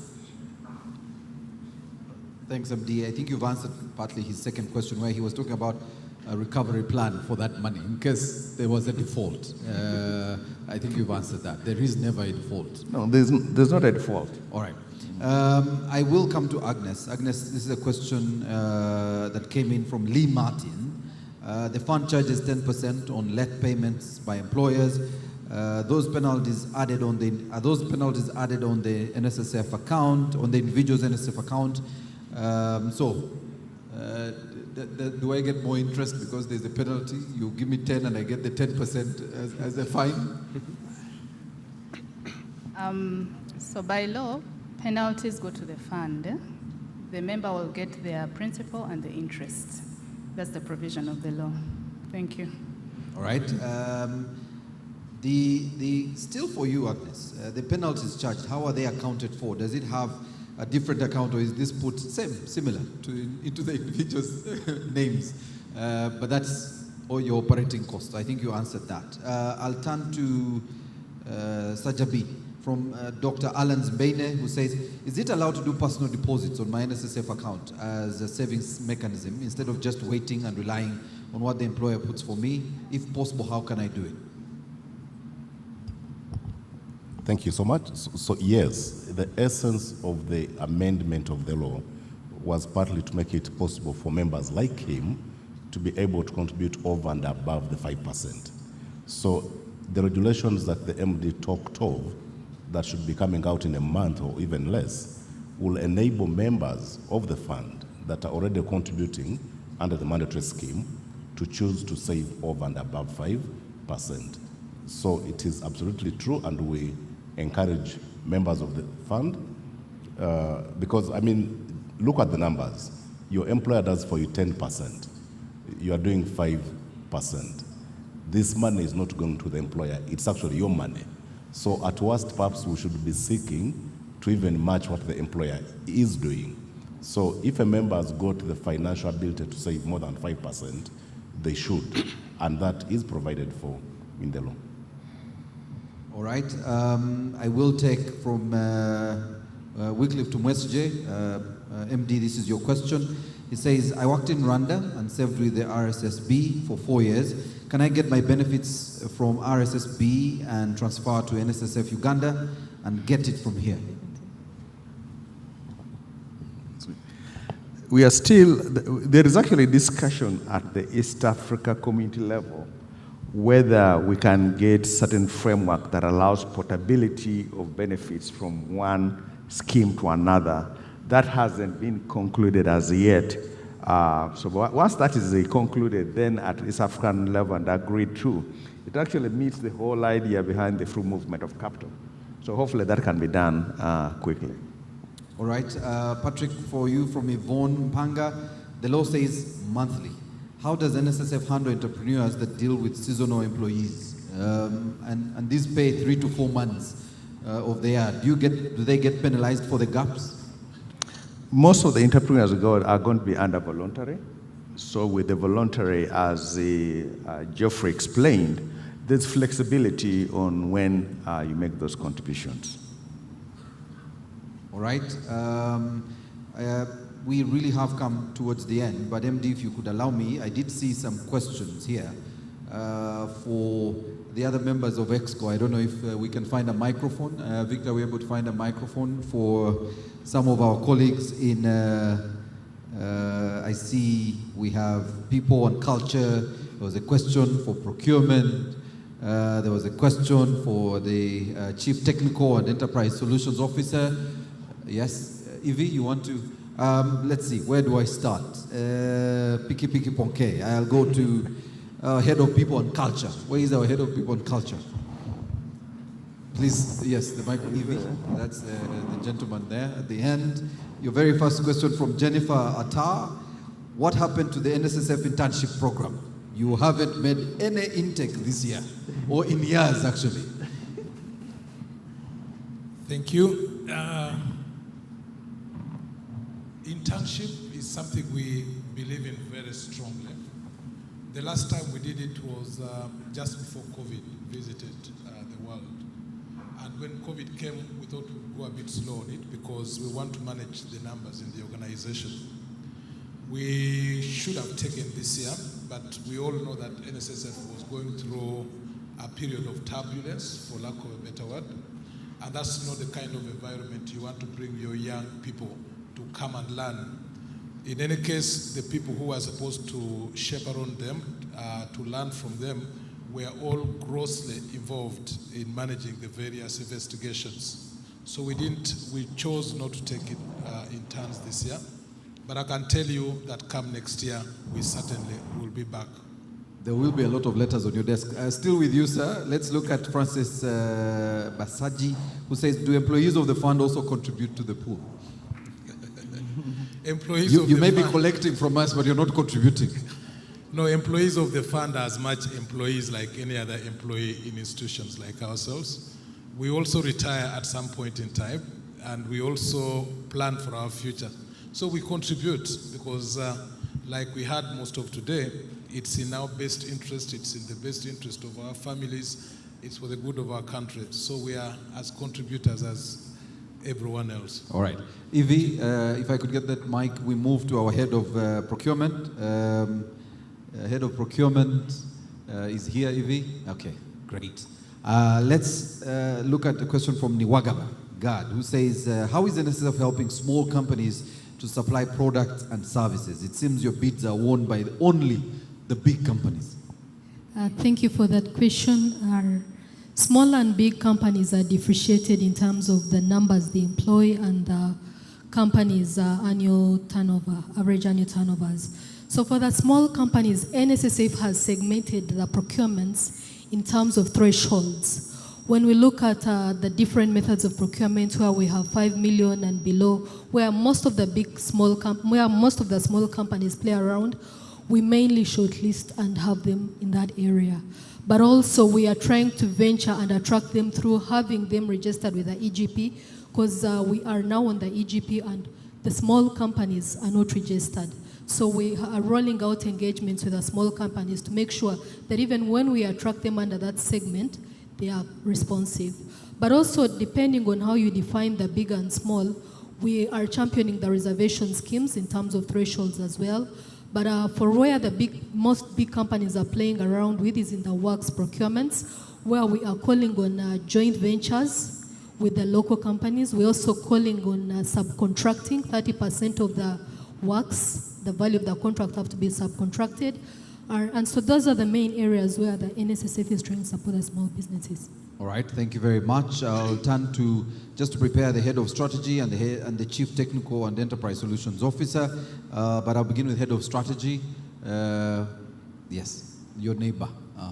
The question is from Pascal. How can I qualify for the High Innovator Business Support? Yeah, thank you very much. So Pascal, if you want to qualify for the High Innovator program, I think the first step of your journey is to go to the Business Academy, the online Business Academy. If you go to Google, just put NSSF Online Business Academy. That's where you start your journey. It starts with just learning about business. There's an online academy with about 8 modules. Once you've started your journey there, you can register to to enter the accelerator program, where there's a bunch of criteria you have to fulfill. But it starts with the online academy, and it's a very easy process. Alan is asking, is it possible to work with the members to start business investments or projects early rather than waiting for retirement? Yes, I think one of the things that we plan to do in the next couple of years, if you see what we're doing financial literacy over the last few years, we plan to evolve that more into the entrepreneurship space. So you'll also be learning about entrepreneurship in the process. So the answer is yes. So watch the space. You're going to see a lot of change in the content of our financial literacy program with more on entrepreneurship. All right, I'll finally go to the Chief Technology and Enterprise Solutions Officer. And this is before I go to the MD for the last set of questions. Your very first question, sir, is from Abese Maganda, who says, what are the plans to improve the utility of NSSF apps, because we've gone digital, so that they don't just show balance and statements? Give us a better experience, is what he's asking for. Okay. Thank you. Great question. Currently, our apps do a lot more than that. And we're one of those departments, together with the rest of the fund, that truly lives that motto, that we make lives better. So our members can not only check balances or get statements, but they can also apply for the benefits. And I'd like to take this opportunity to let the public know that anyone that wants to apply for a benefit, now that interest has been declared, you can apply for every benefit that we have out there without having to come to the fund, without having to do any paperwork, because we have a lot of that arranged digitally. We also enable our members to amend their details at the fund. You don't have to walk in to say, I'm changing my phone number, my name, or any other detail that I have out there. We've also made it possible that the member can track the status of a benefit. So I've applied, and I want to know at what stage it is. I want to know when I'll get it, if I'll get it, if it's been approved or declined. They can do all of that. And in supporting the Vision 2035, we have a lot more in stock for our members out there, including the ability for them to do bill payments, and all of that is in support of helping our members drive the willingness and the convenience for them to save. All right. I know Barbara is working. So when you see her here, she's doing her job. I just have to stay in line. So still for you, Robert Odong says, NSF used to send me updates about my account, but it's been long since I last got a message. What happened? I opened an account when I was single. I am now married with children. I need regular updates. How do I go about it? That's what he's saying. Thanks for that, and apologies about that. We still do send out updates. We send out SMSs, we send out email statements to all our members. What we've tweaked a bit here and there is to ensure that the information goes to the right person. So we do some extra checks on phone numbers to ensure that the balance that comes to you is not for someone else. So you'll get one or two of those instances where the phone number is now registered to someone else. So we take that extra care to verify that that data is actually yours. Now, we've also broadened our engagement with the ecosystem, that if something has changed, you want to change anything on your status, your ID, we've actually integrated with a number of our partners, including the telecoms. On MTN, for example, you can go in there and update any details of yours, and we'll get that real time to ensure that we serve you seamlessly. There's a very interesting question here from Henry, and it's a numbers question, so please take the numbers in consideration as you listen. He says, and feel free, any of the MD, any of the members on the other side can take this also after, but it's a numbers thing, because he's getting projections on his app, and he's saying, my retirement benefits projection before and during COVID was always reading 360 million. But for some time now, about a year and a half, this is I think after 2020, my retirement projection has reduced to around 210 million. My savings are 1.3 monthly, and I have 9 more years to retire. My question is there a fraud on my account? And where should I go to redress this? Absolutely no fraud on that account. Like the MD said, integrity is one of those values that we treasure. There's integrity in our systems, there's integrity in our accounting and all the way. And I'm glad that he's actually using that facility, because we put that there to enable members to dream and say, if I'm going to work for another 10 years or 20 years, where will I be? But there are parameters in there that keep changing. So one of the parameters that has changed of recent is we said, okay, we've given you the ability to input the interest rate that you think we're going to give. So one point was fixed at 10%, but now we've put it at 5%, and then you can also go in and play with that.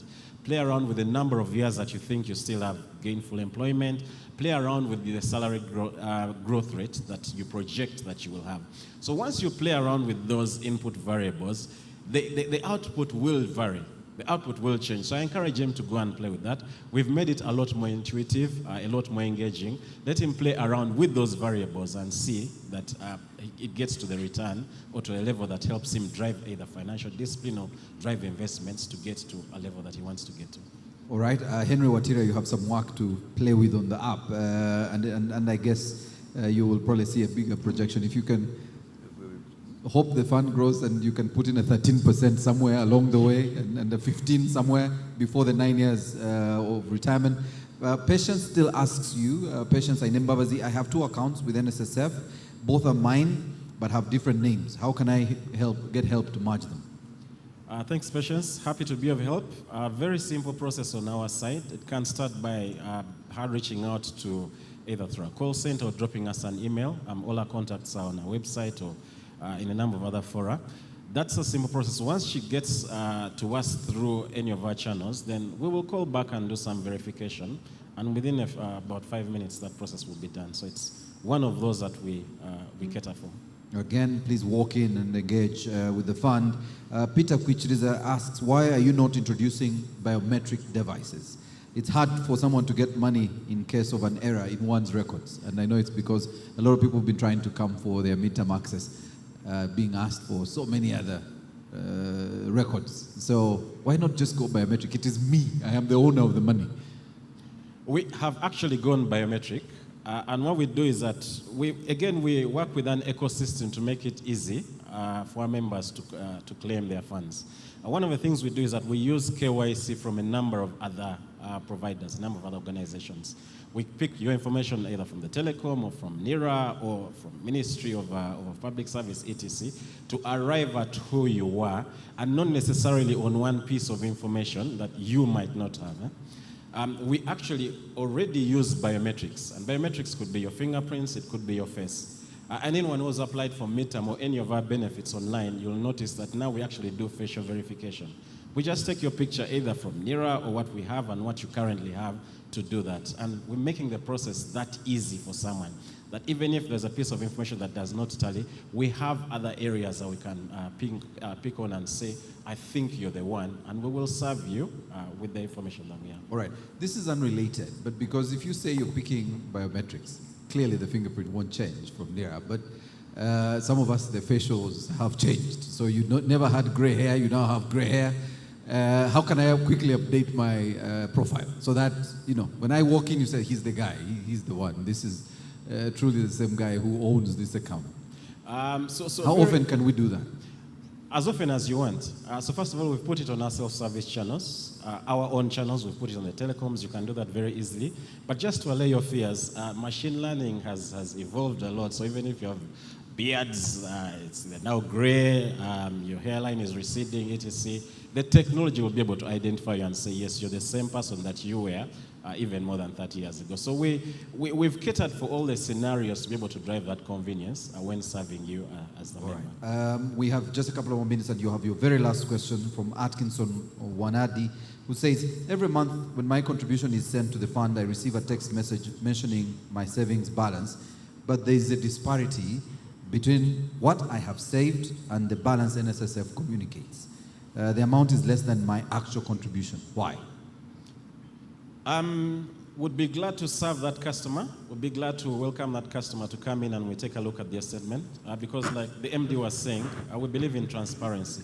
So we not only give you what has hit your account on a monthly basis, but a detailed statement every month. Now that statement has all the transactions from the time you started to the last transaction. So if there are disparities, could be that the employer is deducting but not remitting, we're happy to look at those and analyze them. We have all the information, and there are people that are waiting to serve one such member. All right, thank you very much. Turn to the Chief Risk Officer for a final set of questions. The very first question is from John Danda, who says, the Minister talked about risks from Kenya in terms of investments, but I also know about things like hacking.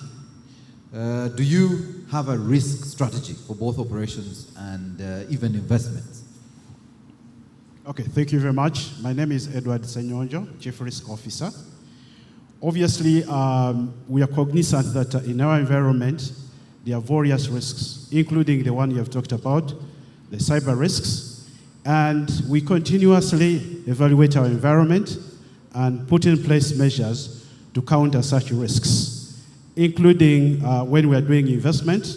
Before we make an investment decision, we usually look at what can go wrong.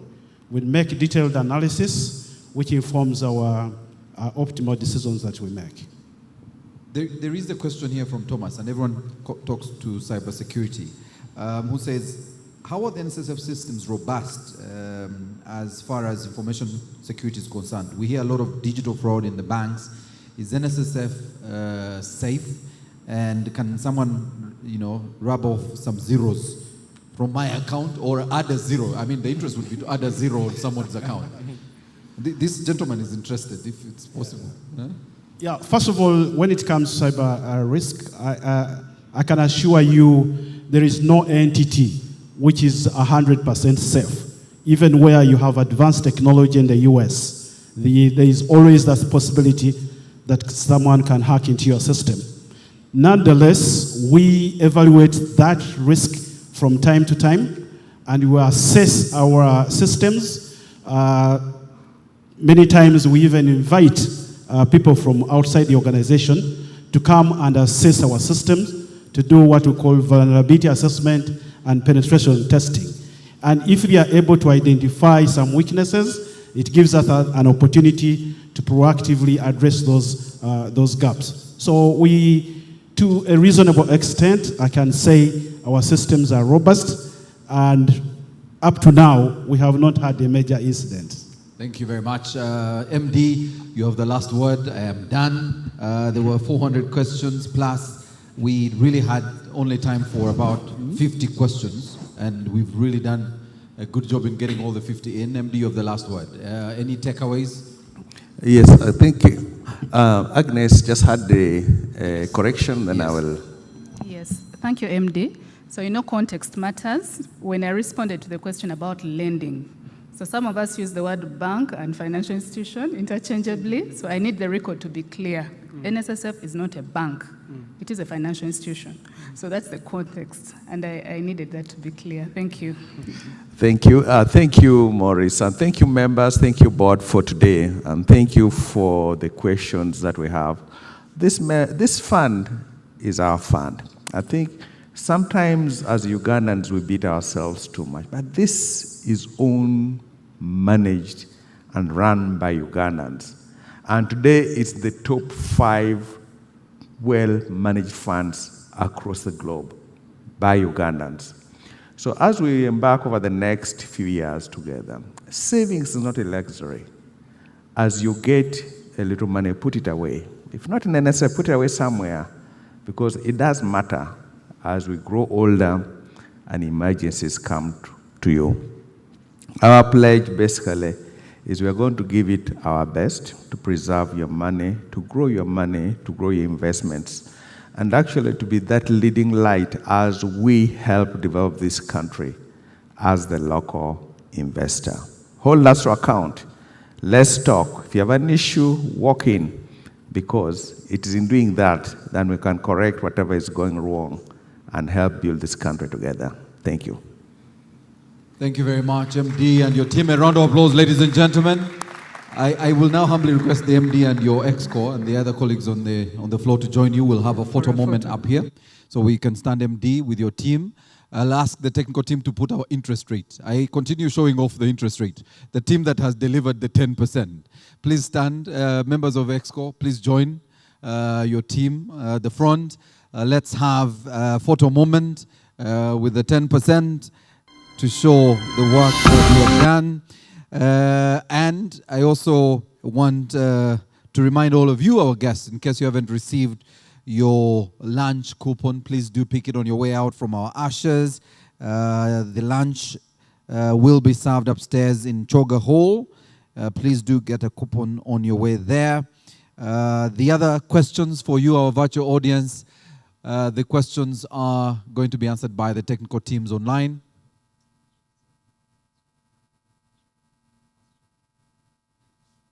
All right, and so those of you online, the questions that haven't been answered, the technical teams will come to the platform. I hope you did tag at NSSF UG, the handle that will be used to reply all the questions that were shared on the online platforms. We want to thank you.